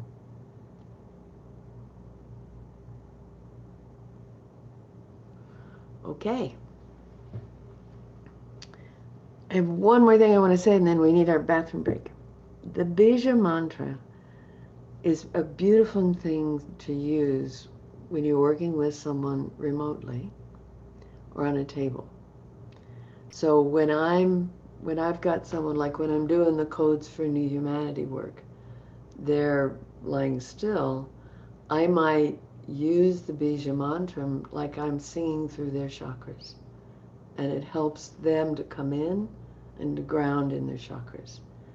And interestingly enough, very often I can only do 2 or 3 at a time. It's like they're breathless, and it takes a while to be able to do the whole flute.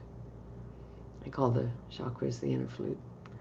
So it might be like lum, bum, rum, lum, lum, lum, bum, bum, rum, rum, rum.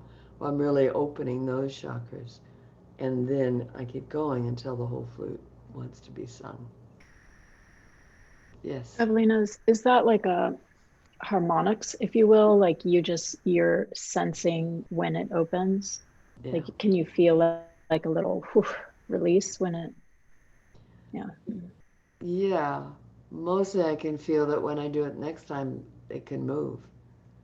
It's so intuitive now that, um, but yeah, then it feels like, oh, I got received. Yeah. There's openness.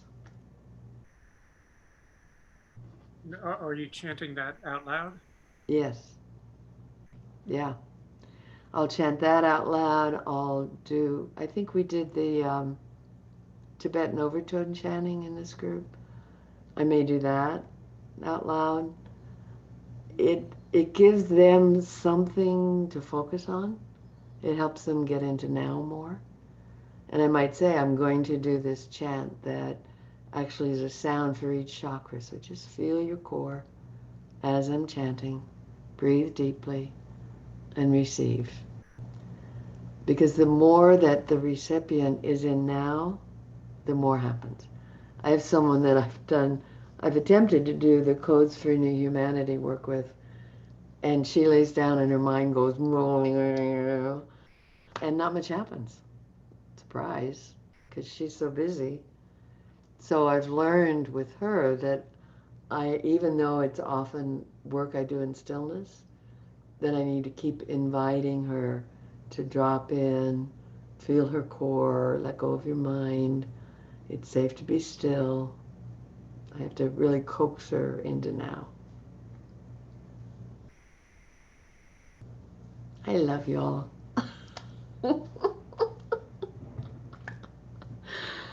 I could just spend my days sharing with you. I love it. It's beautiful. However, let's take a bathroom break. Bio break. Come back in 6 or 7 minutes.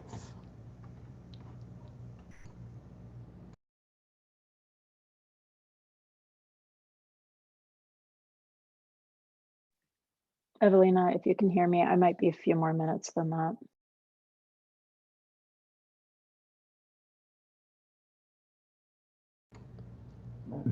I can hear you, and that's fine.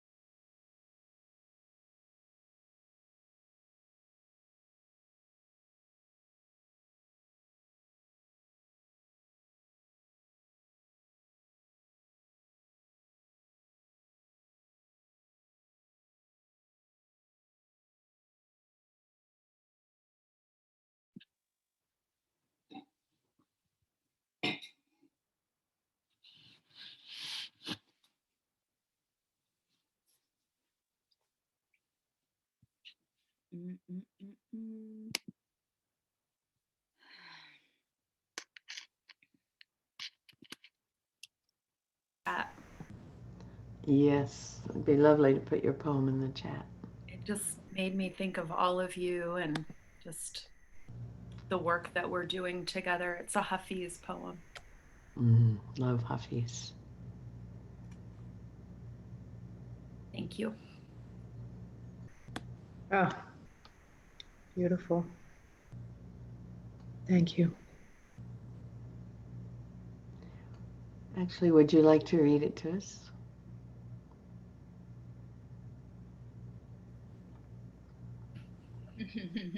Finished chewing my apple.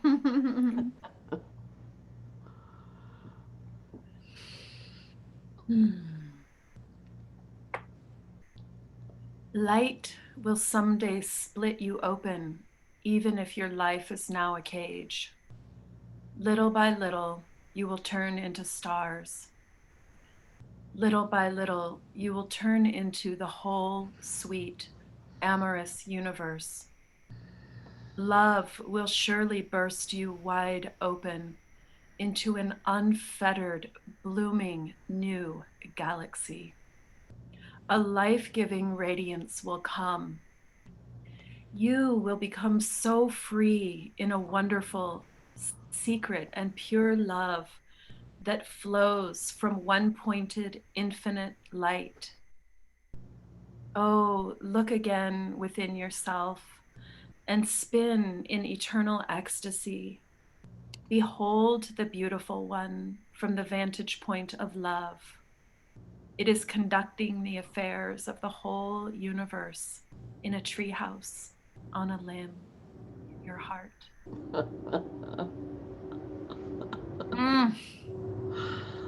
Beautiful. Like it awakes every cell in my body, which then awakes every cell in the entire universe, because I am connected and I am the entire universe. Such an extraordinary feeling. Beautiful, beautiful. Can I share one other thing? Okay. Sorry, I saw a painting yesterday that brought me to tears that expresses this poem that you shared, Lara. I'm looking for that painting and I want to just share it with you guys. I don't know if I can do that here or not. Can you see this? Oh, maybe not. It's like Pull it back a little bit. Reflection. Yeah, Hold there it. we go. Ooh. Wow. Wow, that's a painting? yes. Mm. It's a whirling dervish, and it's like the whole cosmos is within you. Oh, I see that now. That's amazing. It's a whirling dervish. Is that what you Yeah. said? Yeah, right in the center of the universe. Oh my gosh. Beautiful. That's extraordinary, Hannah. Thank you. Could you each post those on the Facebook group? Mhm. That'd be lovely. Mhm. I was once doing a whirling dervish workshop, and about 15 minutes into whirling, I said, let's see, I said, God, no, I don't know. I don't know if I can retrieve it right now.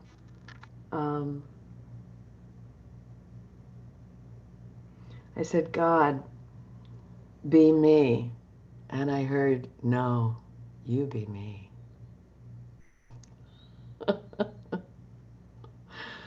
That's that poem. That's what Rumi and Hafiz understood.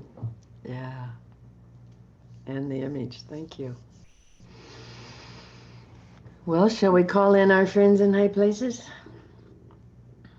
All right. So breathing, grounding, centering, arriving, coming into the core of your body, into your heart.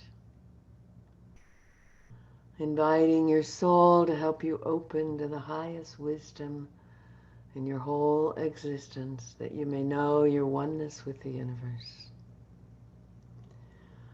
I ask the angels and archangels encompass each of us in radiant light, cleansing and clearing around all of us, all that is less than radiance, less than our light, and weaving each of us our own chrysalis of that radiance, filled with the rays and vibrations needed for our evolutionary steps. God, Goddess, source of all that is, encompass us in your radiant light so completely that only beings serving love, light, and truth may participate in any way. Highest truth is all that is spoken. Deepest healing and guidance is received. Calling your radiant high self to assist you in receiving all that you deserve and desire, releasing all that needs to be released. As I welcome into this sacred temple the Council of 12, and I welcome those beings from the heart of the light only who are guides or loved ones for anyone here.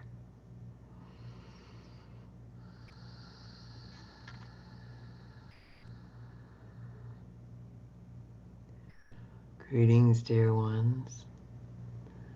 We greet you, we bless you right from the heart of love to your hearts. And allow yourself to feel, acknowledge, recognize right now that you are a part of the source of love that emanates from the center of everything.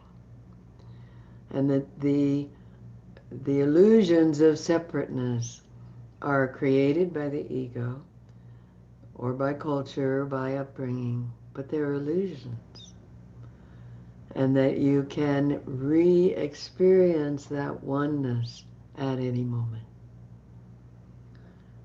When you arrive in the heart of the oneness, you arrive in stillness. That's the center of creation that contains all possibilities, all probabilities, and at the same time, in the center of oneness, there's no need. Period. There's no need to act, there's no need to do, there's no need to realize or be more or less. There's absolute acceptance. So when you're short of a goal like oneness, you can say, I call upon my most radiant guides and angels. Teach me of oneness. Gently, please. It's good to ask for your lessons to be gentle. Teach me of oneness. Teach me what oneness is. Help me in my meditations, in my sleep, my dream world, to experience oneness and then to incorporate it into everything I do. Help me to experience universal love. You might say, I don't even know what that is. I don't even know what it feels like. I don't know how to get there. And many would say, the how is God's job. If you have the desire, then the means to fulfill the desire exist. The desires in your heart are spirit guiding you. So, oh, I really want to learn about unconditional love. Great. That desire will be fulfilled. And it's a matter of asking for the support and offering up what's in the way and surrender. But the desire is there to be fulfilled. Whatever it is you desire, there's a means for it to be fulfilled, and the rest is partnering with the universe, collaborating with Source.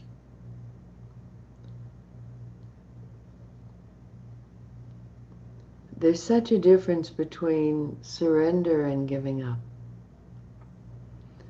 When we're at a place of, I don't know what to do, and I don't know where to go, and I don't know how to do it, the ego goes, we'll give up. Let's go do something else. We could have a simpler life. We don't have to work this hard. Blah, blah, blah. It wants to talk you right away from that edge. But in the Tarot, the symbolism is every journey begins at the edge of a precipice. So it always feels like, it's too much. I don't know if I can do it. Oh, good, you're in the right place. And then you call in guidance and you call in your higher self. Evelina's been known to put her hands on her hips and say, okay, soul, you got me into this. Now show me how to do it.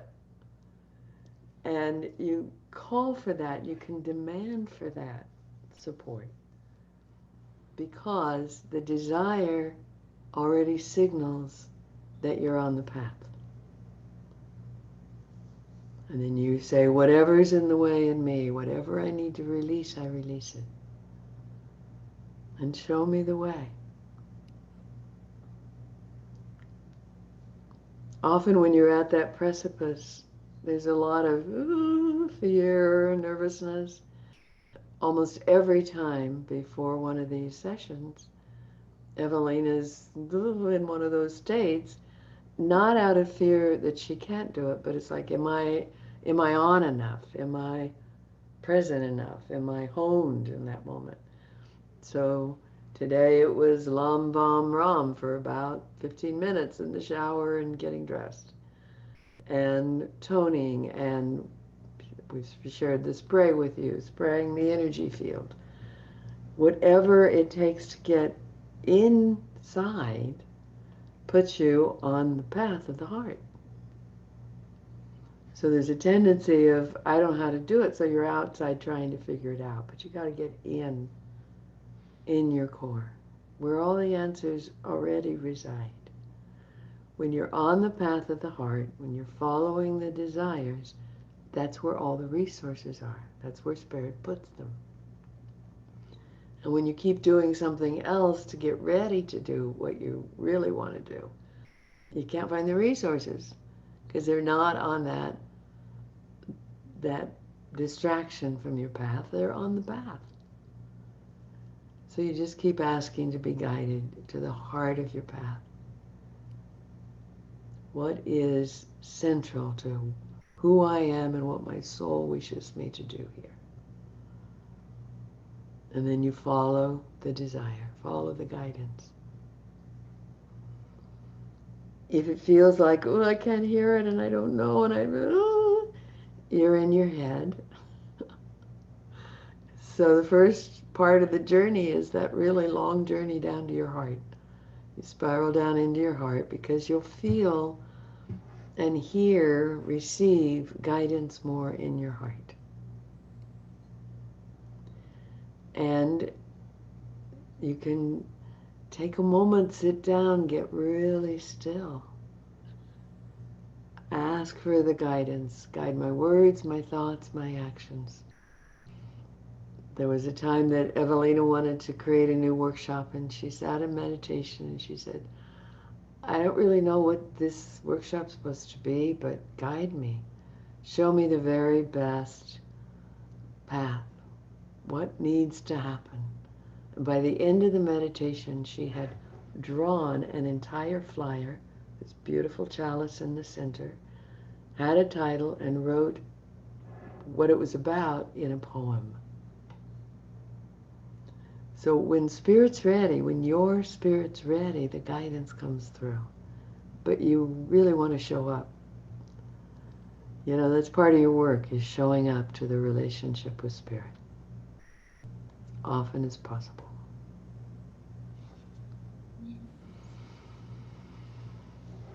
So, dear ones, we've gone a little longer before this section. So, how many would like to channel, or would you like to ask questions of the council? So, if you'd like to channel, show us how much you'd like to be practicing today.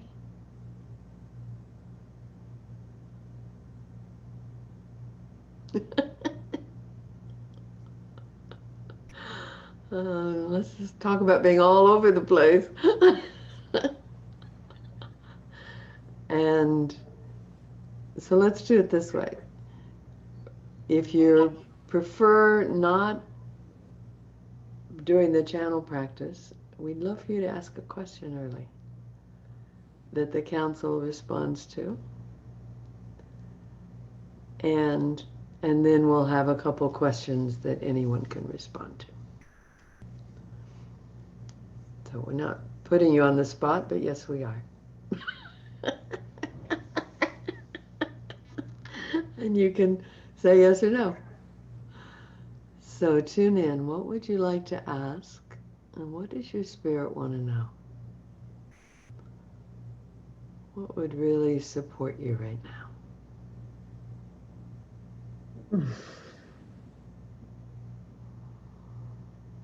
And who has a question?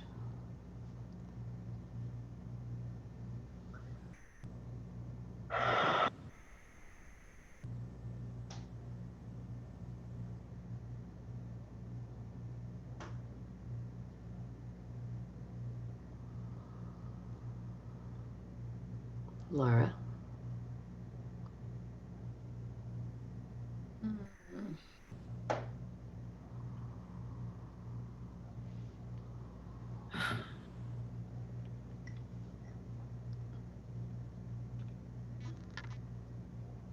All of a sudden, I feel frozen.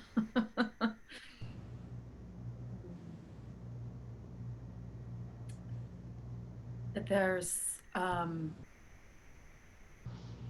this deep sense that part of what I'm supposed to do here is around sexuality.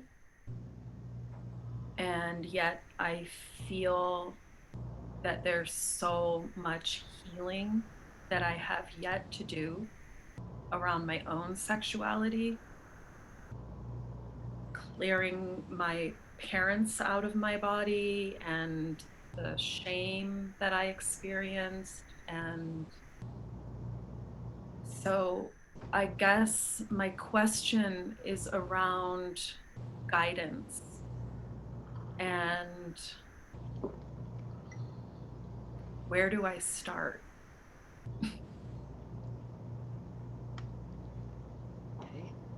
It's like I feel called to work with people healing their own sexuality. And yet there's this like river that I have to dive into, and the current feels really strong. Mm-hmm. And the river is my own sexual healing. So you just started.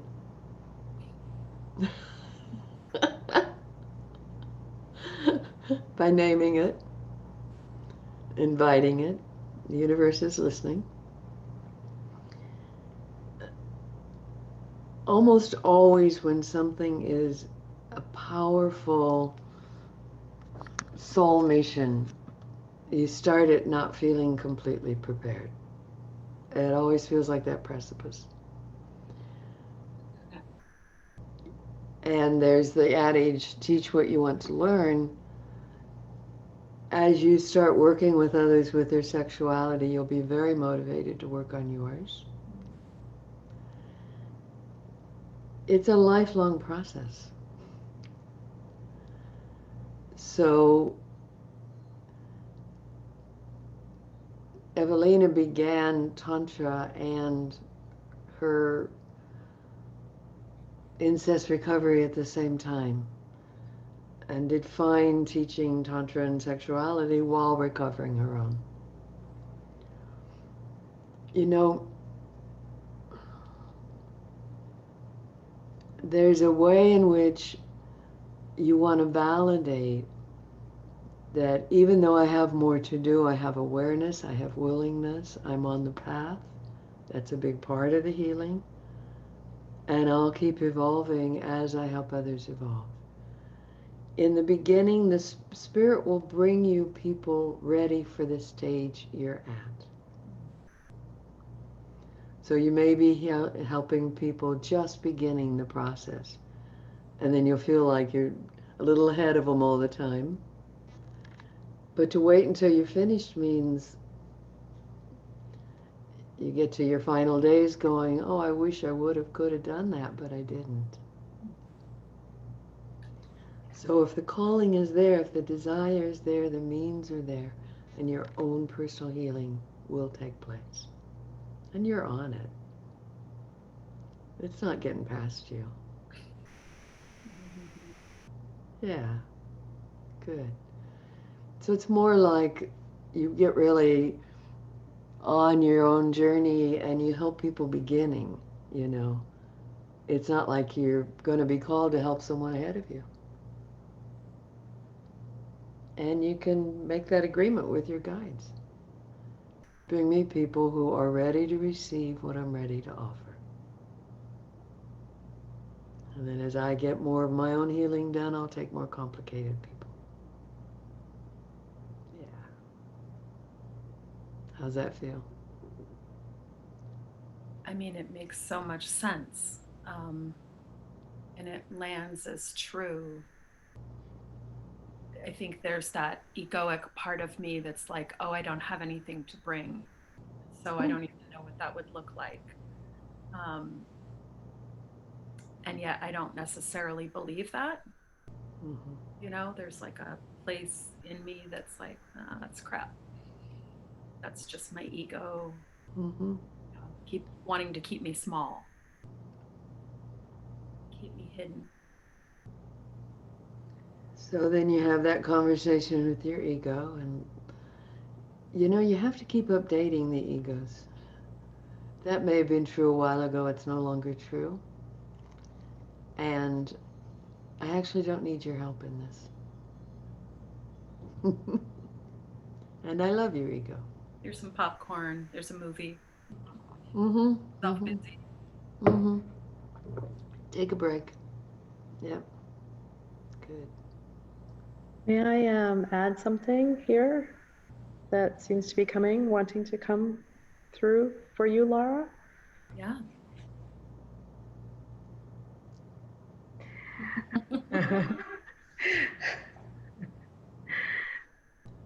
Well, first of all, just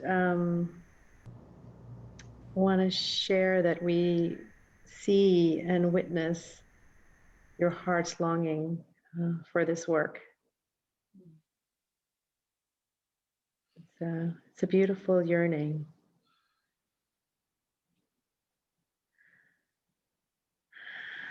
And we also want to share that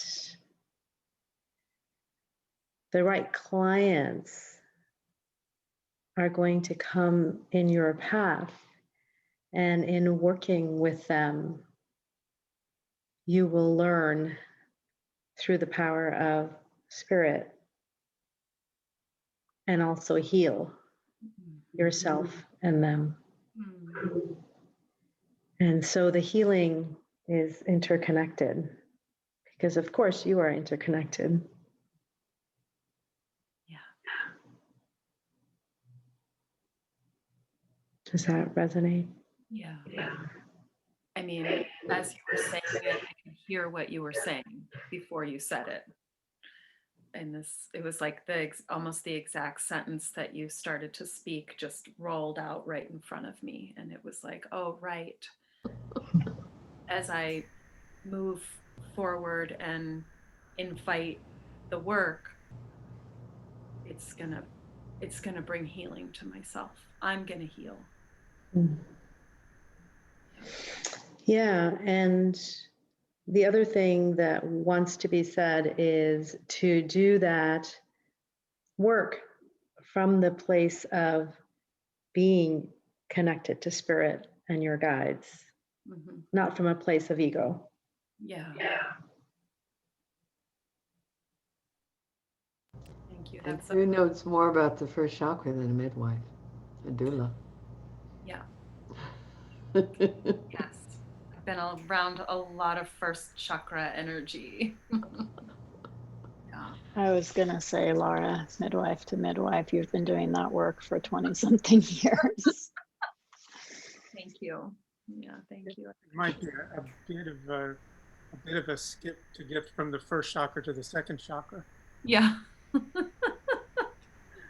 Yeah. What's coming is, from my experience, is how invaluable the right teacher at the right time has been to me. And so the suggestion is when asking for guidance and sending prayers stuff, that the right teacher or teachers appearing at the right time would be high on my list. Beautiful. Yeah, that makes a lot of sense. And I know there are some juicy resources in my area too. Mhm. So, yeah, thank you. I think Okay. my own first and second chakra has been so clouded. But the awakenings that have happened in the last year feel very Kundalini like. And so, yeah, I'm already doing the work. Thank you. Thank you. Appreciate all of your wisdom. Yeah, right on. Have you, sorry, Lara, have you heard of the Magdalene manuscript? Maybe, but I haven't checked it out. I think I Uh, have actually. it's about sex magic, tantra, and it's could be something that you might be interested in reading about. Great. Thank you. I'll check it out. Thank you. Anyone else in response to this question?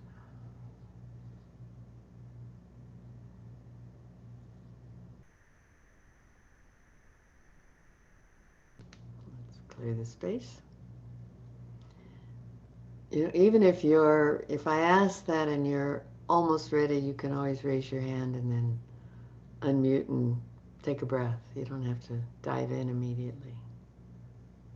Because I never know if someone's like right there.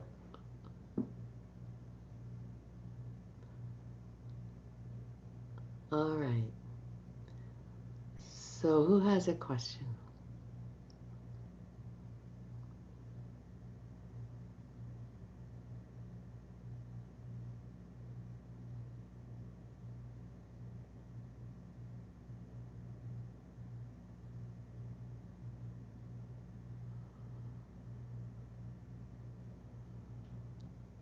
Tanya? Hello, Council. Hello? I have a question about what I'm supposed to be doing with this chakra dance once I'm done. I intend to finish the English series and I will launch the series in Spanish and then laugh my way through the French series for lack of language that's not positive. And then I don't know what's next. I don't know what I should be adding or subtracting. So I would love some guidance about that.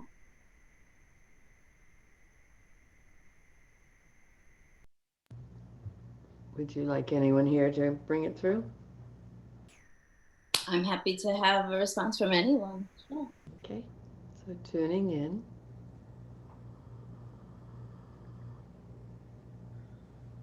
Really feeling your whole inner flute connecting to your light, grounded, inviting the highest, clearest guidance to speak through you.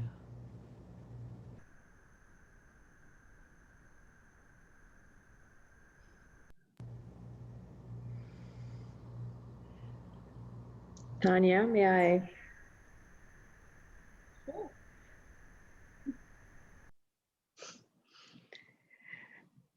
I started moving first, and then the words that came are, you are the universe in ecstatic motion. Yes, I am.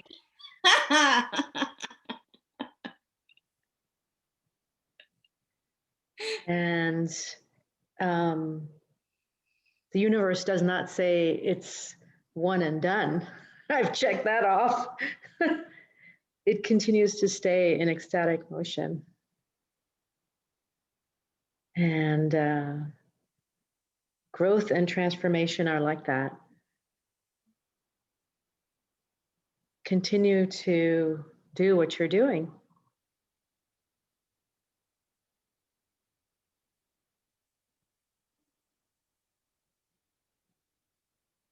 Thank you. Does it resonate? Yeah, I was actually hopeful for details, but that's encouraging. It's like it's a good starting point. Well, the details are keep doing these workshops because it continues to benefit people. They continue to, it's like a snowball which continues to gather more snow. And this is not the guys, this is me.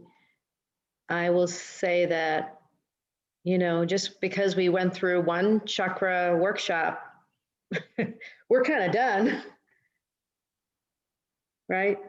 Because there's new unraveling that happens all the time,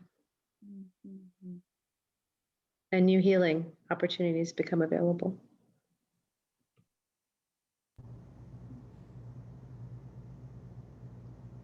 Katrina? I'm hearing that there's just so much you have to share, and the work is very, very beautiful in how deeply it touches people and how transformative it is. And I'm going to definitely keep on with the group work, but also to maybe offer individual work.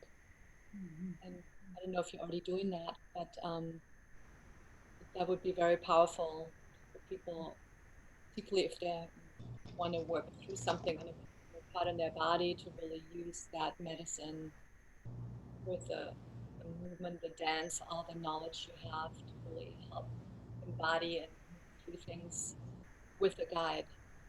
You being the guide, that would be really, really helpful for people to do deeper healing one-on-one. Thank you.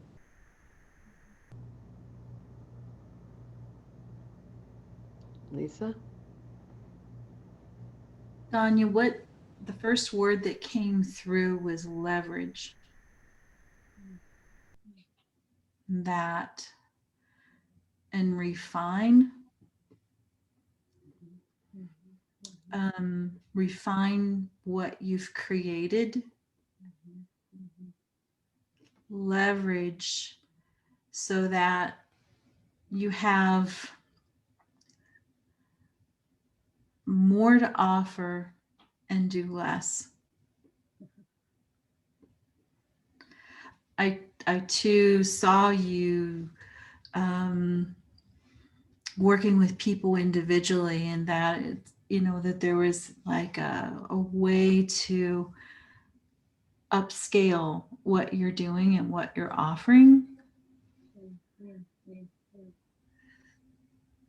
but refine what you've created, and from that refinement, that maybe people can purchase that without individual help, or things that people can instruction and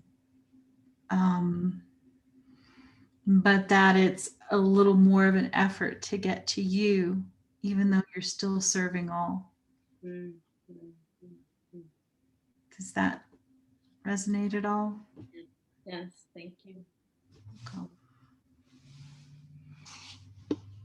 I'm so glad you let yourself speak.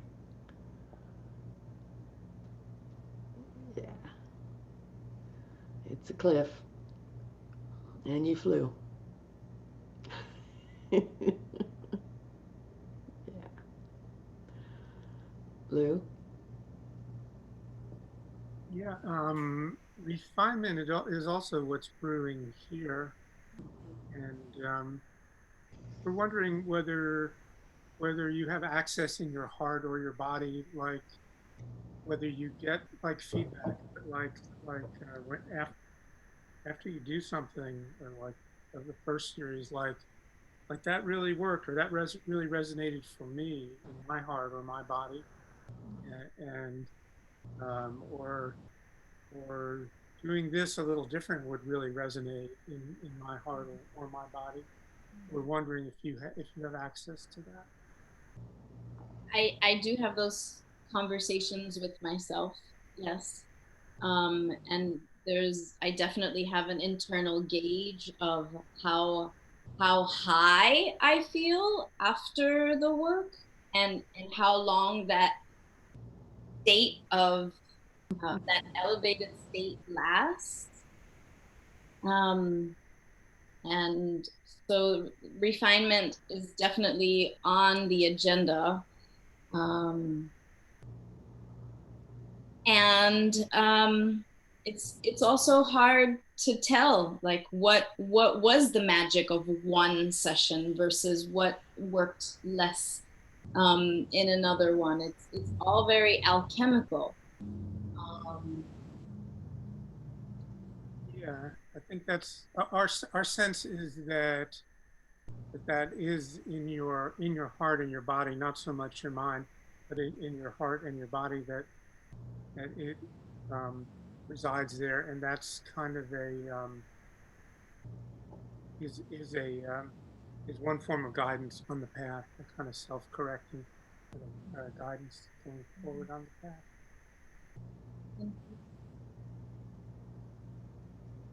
Rhea? Hey, Danya. I'm really sad that I haven't made it to any of your offerings. They sound amazing. And so initially there was sort of just like my person wishing for, like, wondering how there could be more communication, because I don't really go on Facebook. And then, so that was just one thing. When Lisa was speaking, it pinged for me with the word leverage.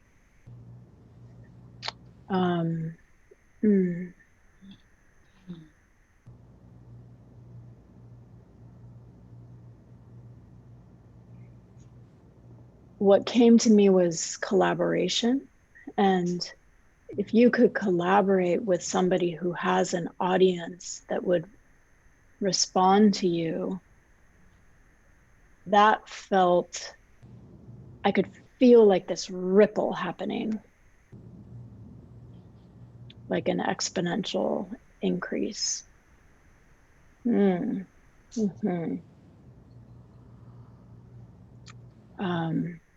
So that's one thing. The other thing, Lou asked a question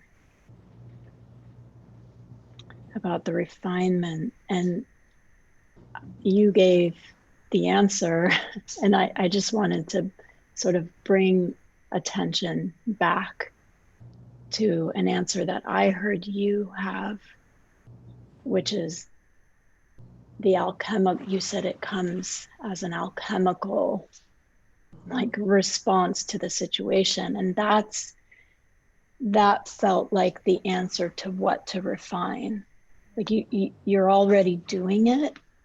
And so that felt like your magic, and diving deeper and trusting more that.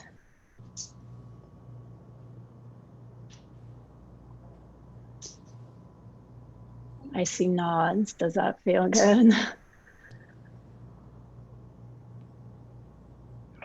Great.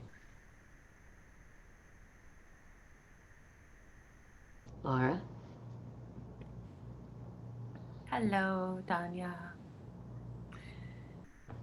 These 3 words just keep popping in. Light it up. light it up, and I'm going to add girl. With a U or an I.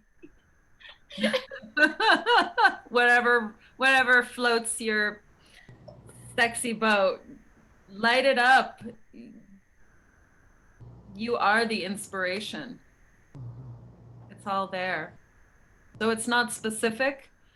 It's not detailed, but that's what wanted to be spoken. I appreciate you honoring what came through.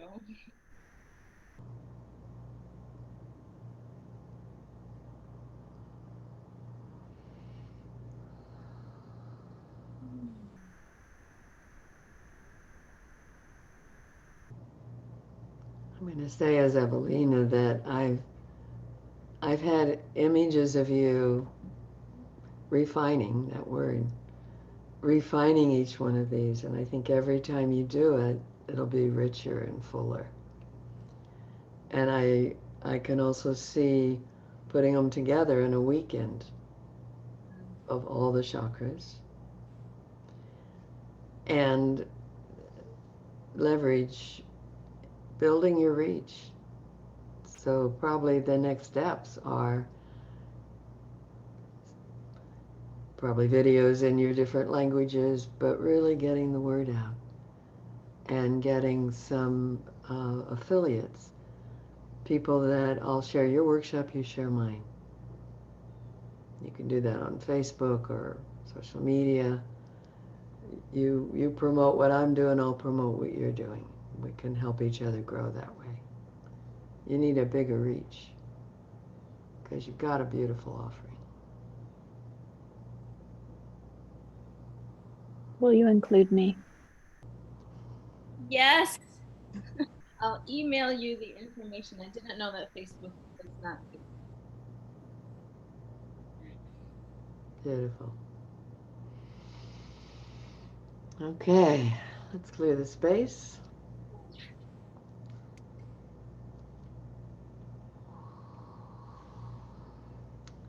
So, I want some time at the end for us to do a bit of a closing. So we have probably about 10 minutes if someone wants to ask a question and either the council respond or others respond. Brianna? I have a question, but the person I'm asking the question about may interrupt this.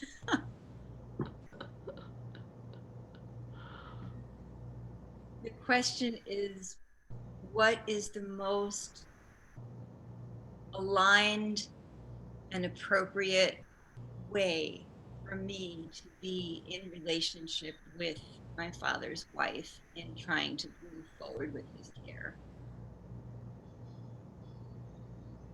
Because I don't know that I'm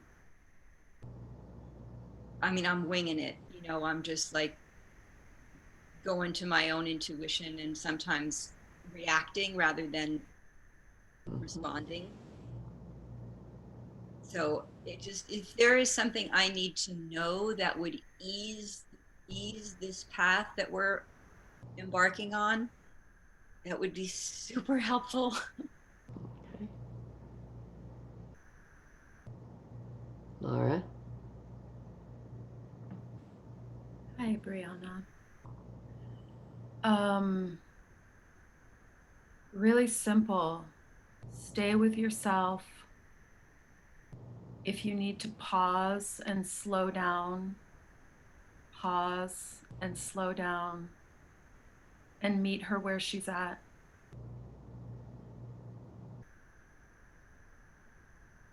You know, when you're with you and you're centered and grounded, maybe there's less of a tendency for reaction and more tendency for response. And maybe really feeling into her and meeting her where she's at.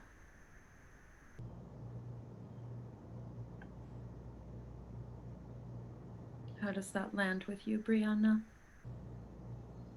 It's a little contradictory for me because where she's at is fast and wild and and urgent and terrified.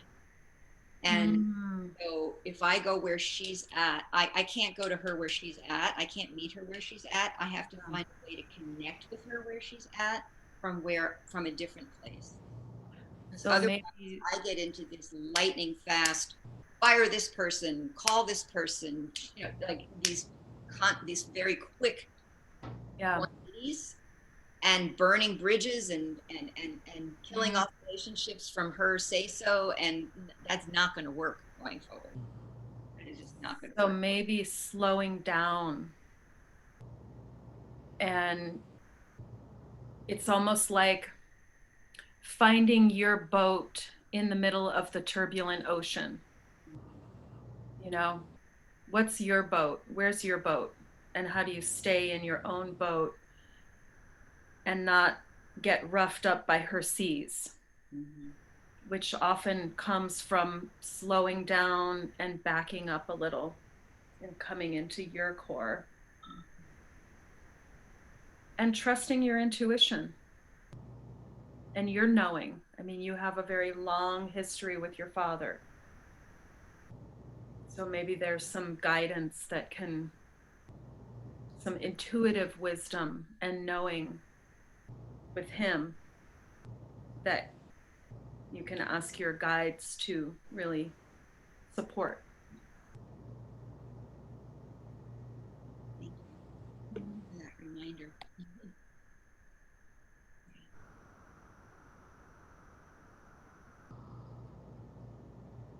Lou? Yeah, we see the concept of a middle ground, of creating a middle ground, um, that you both can operate comfortably from, um, where you can assure her that you hear where she's at, and what she's and what she wants and how she's feeling and what she's dealing with, and also come from your grounded core, and hopefully forge some place where you can accommodate her, and yet respect your limits and your wisdom at the same time.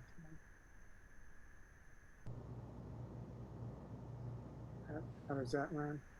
That gives me, my body just breathes easier hearing that.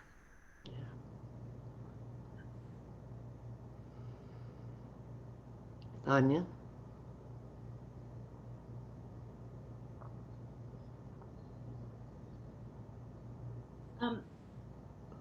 Brianna, the first thing I heard was that the two of you are on the same team. I'm not sure who's not recognizing that. And then one of the next thoughts that came is that she may need to be placed into the loving heart of the Divine Mother right now, because she's not grounded and not aware, which is part of what's making it difficult for you to be able to collaborate and work with her. And there was a one third thing.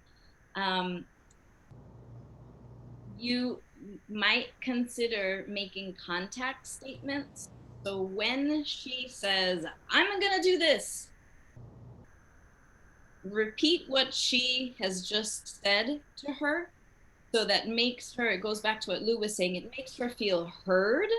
But in the repetition, something in her might respond and say, wait a second, that's kind of a silly thing that I just said that is now being repeated to me. And it might give her a chance in that being heardness to have a little more space and create more spaciousness and breath. How does that land? Yeah, if I can remember to do that, That would go a long way. Mm-hmm. Yeah. I mean, this is really more about managing me than it is about managing her. It's about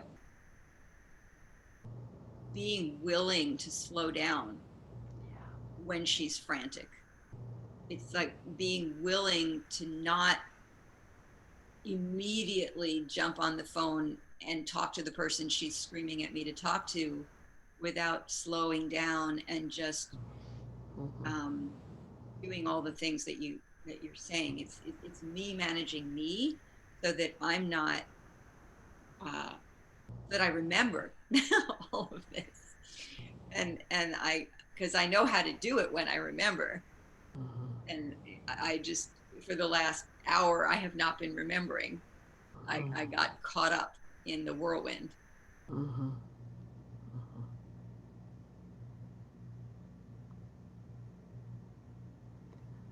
Rhea, this will be our last response here. This is quick, I think. Brianna, I just want to confirm what was coming through for me was sort of repeating what you just said. I got this vision of a lightning storm between you two way up here, like all this electricity. And the visual was like you finding a grounding rod, and then there's no place for that electricity from her to ignite with. And so there was this very clear picture of you just in your own self, and trusting. I forgot the other part was trusting that it'll all work out, like it will work out. Mm-hmm.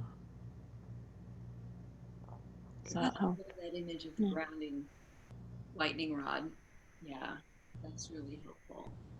Good. Because the energy really does get very electric like that. Yeah, and then there another piece of that grounding for me that's coming to me as you're saying that is self-forgiveness. That I I'm gonna screw up, and I get to learn as I go, you know, and I might have to backpedal and make apologies and you know restore relationships that get burned and all of that. I may have to do that, and I just have to like give myself the space to do the best I can. Yeah. Yeah. Thank you, everyone. The thought we wish to add is to at some point say to her, you know, we've been in crisis mode for a long time. And now he's coming home. And I think we all get to take some really deep breaths and step out of crisis mode and know that this is going to work out. We'll figure out all these details and enjoy the fact that we're at this stage that we get to have him come home. So to just name that she's still in that amped up crisis mode and Yeah. to talk her out of it. Yeah. It And got the more amped up home alone with him now. She doesn't have the hospital staff there. right. So maybe touching in with, I know it may be a little scary that you feel a lot of responsibility, and we can get you a health aide if you want. We can get you support. But also, you've been a really good wife to this man. The two of you will work it out. Yeah.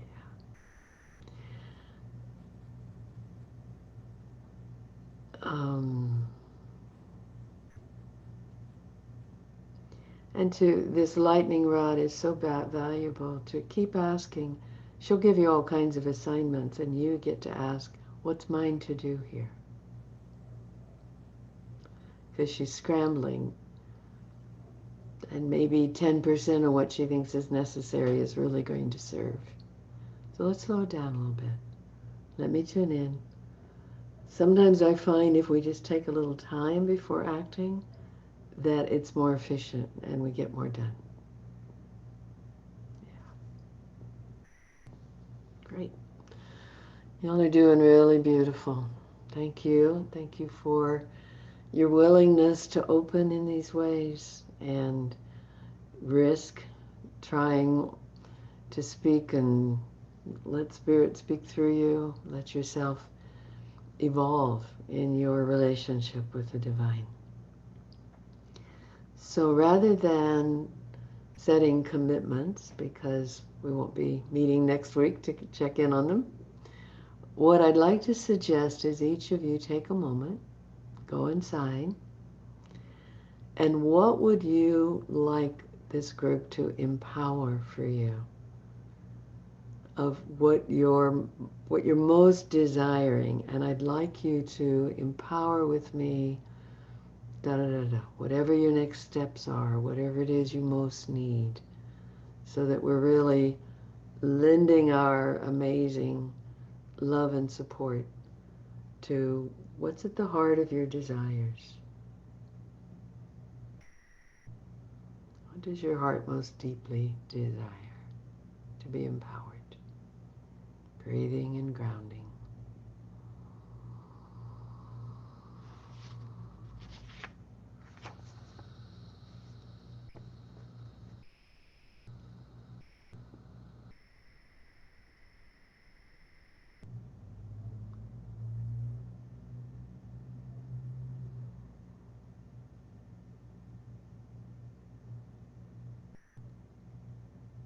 And this sharing, this is your moment, so you can use it as you wish.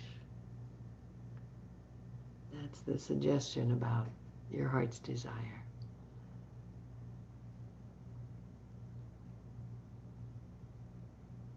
So, Lou, are you ready to share?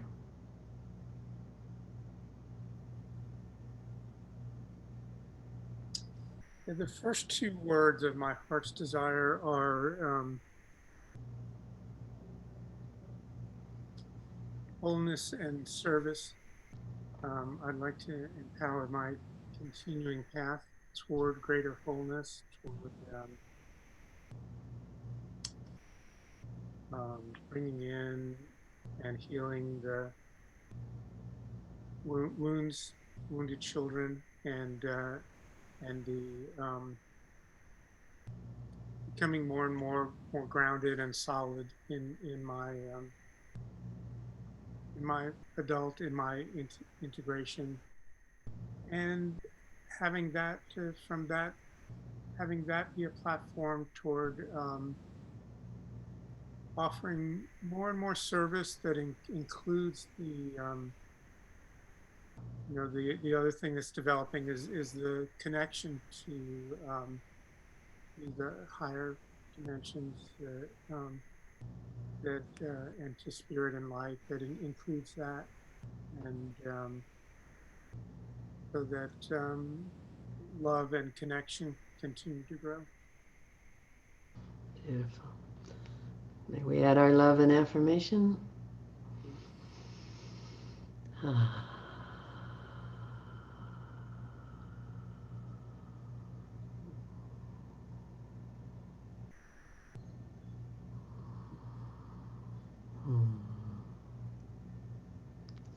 Blessed be. Hannah.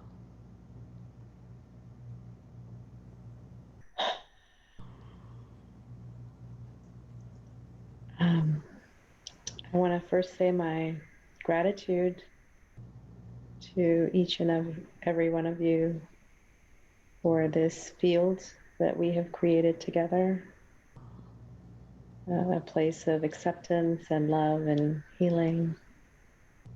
I'm really grateful for that in my heart.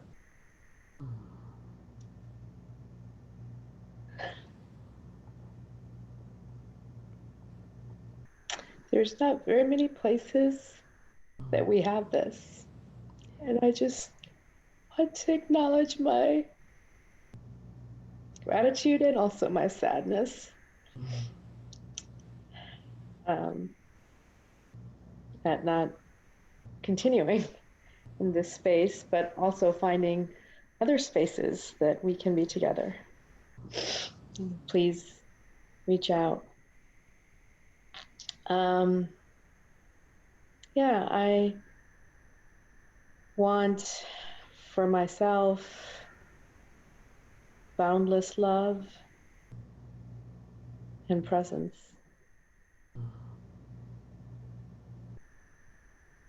Beautiful. You ready for love and affirmation? Hmm.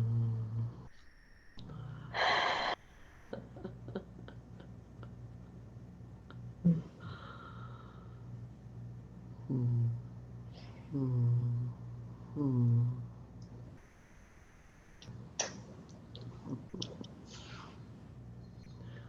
And Lisa.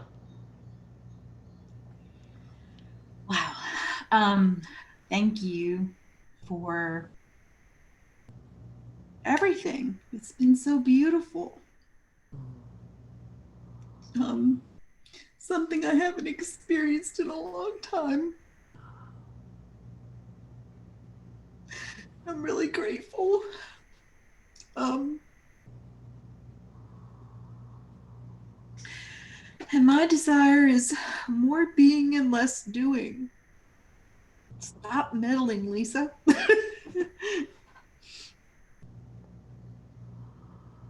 And be.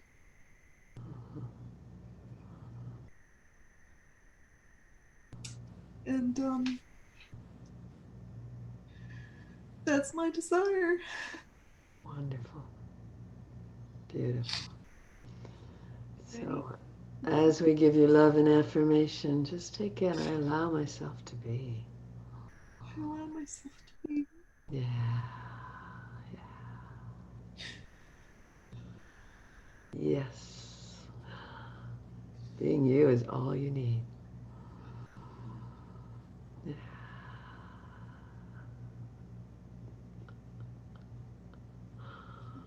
Hmm. Hmm. Beautiful. Rhea. Mm. I had this picture of a traffic cop standing in the middle of an intersection and, stopping and allowing.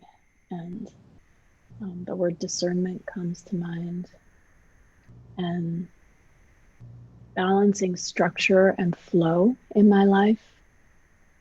Um, like, what structures do I need in order for my light to flow? And as I await answers from 2 other schools, really just trusting that my body is an instrument, and that discernment and that information of my body in connection with the universe will guide my path.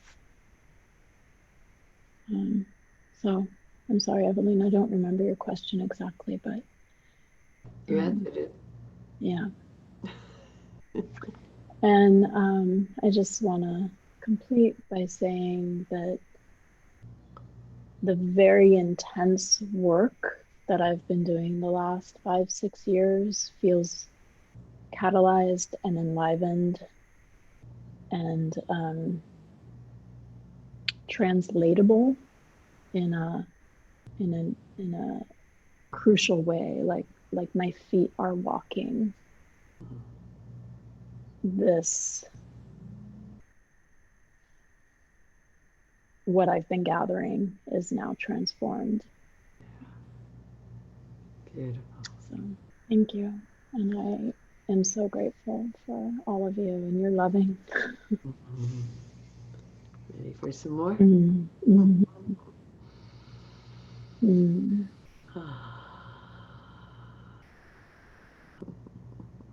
mm, mm.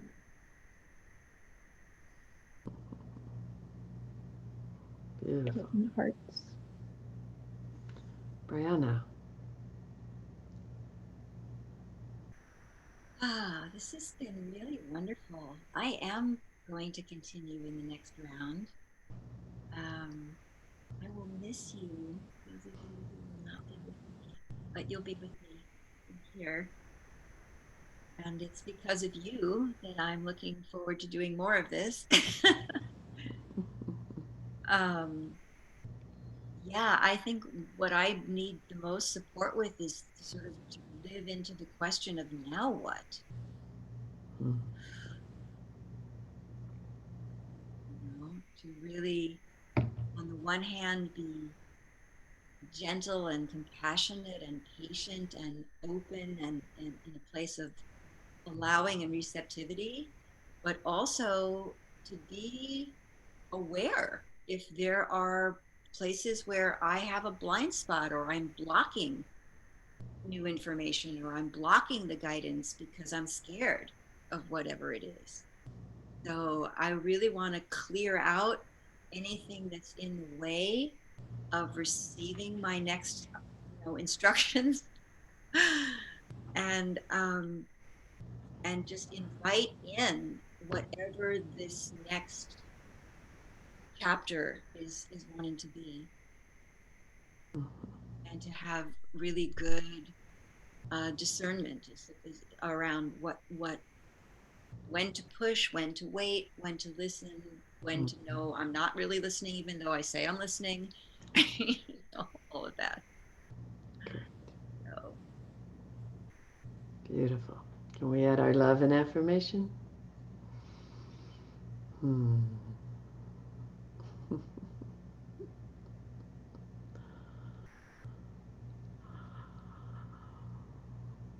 Breathing it in.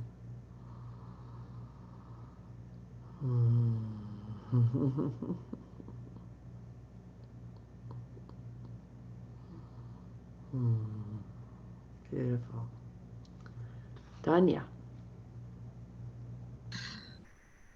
What I would love support with energetically is just to keep propelling this chakra dance work into the world with the highest light and to reach the people who I need to reach. When we did our client calling in the client ritual, Hannah just had us really like fine tune, like who are these people? Because it's not just anyone. So that magnetically people come that need to receive what I have to give. Beautiful. May we? Yes. Love and affirmation.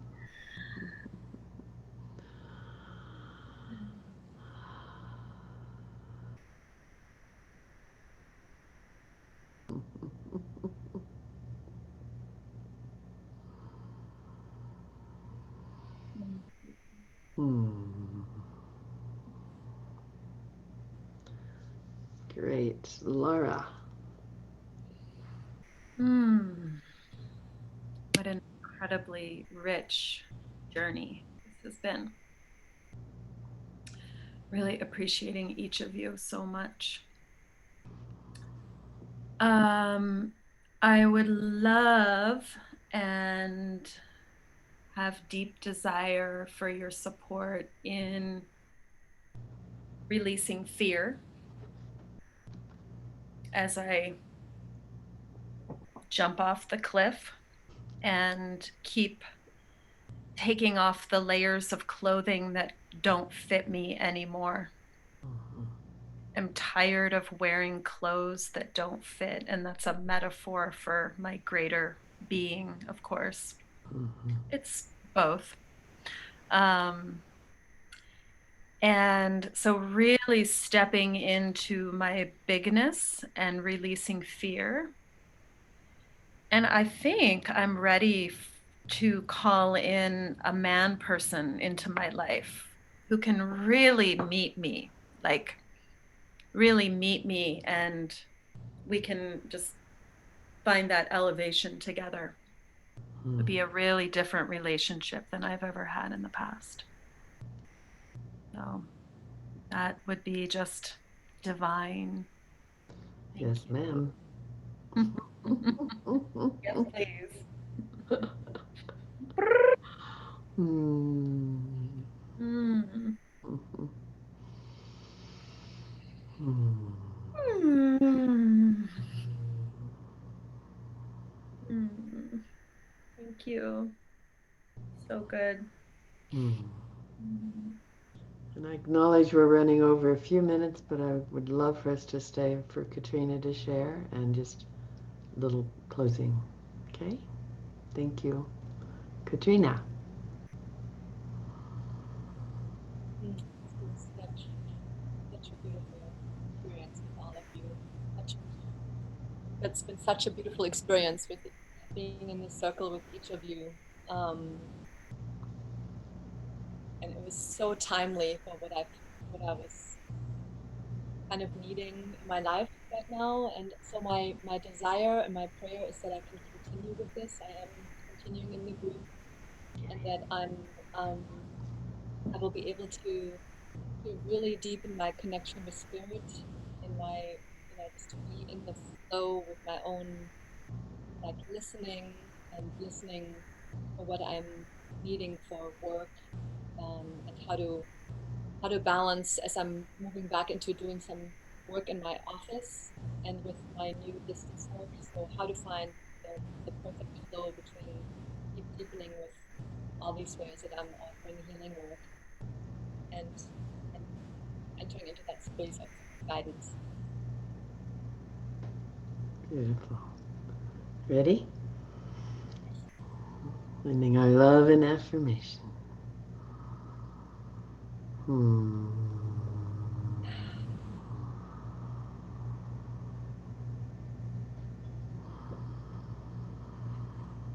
Hmm.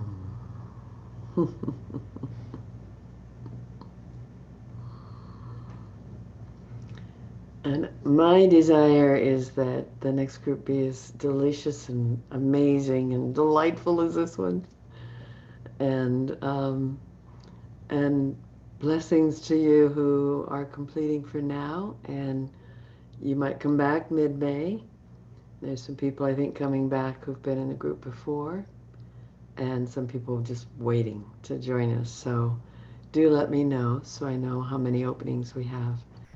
And this has been exquisite, really, really beautiful. So I'm willing to receive.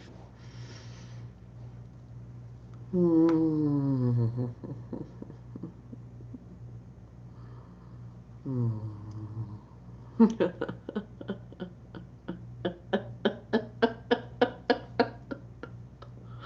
Lot of power in this circle.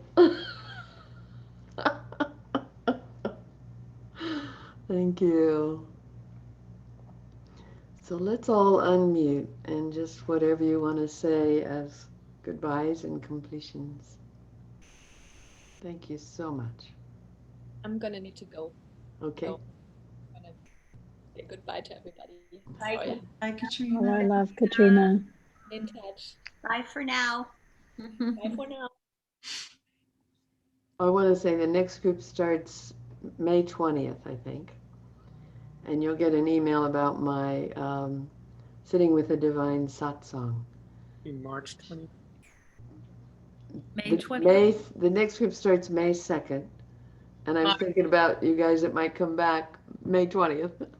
But the next group starts the first Tuesday of March. March 7th. Yeah, so it's all of March and one Tuesday in April. I am totally messed Alina, up. What? I just I just want to say that I've really appreciated the size of the group. I've been in some much larger groups, and I feel like this potentiates a lot of heart opening because of the ability and safety to be intimate. Yeah. So I just want to give that feedback. Thank you. I want to keep it this size. I think it for those reasons. Yeah. Mm-hmm. And it's the right size boxes. If I had one more person, all the boxes get smaller. Perfect. It does make a difference. It does. It does, and the intimacy here is exquisite. Mm-hmm. So let me correct myself. It's all of March and one Tuesday in April. And then the next group starts April 20th for the travelers, so you can plan.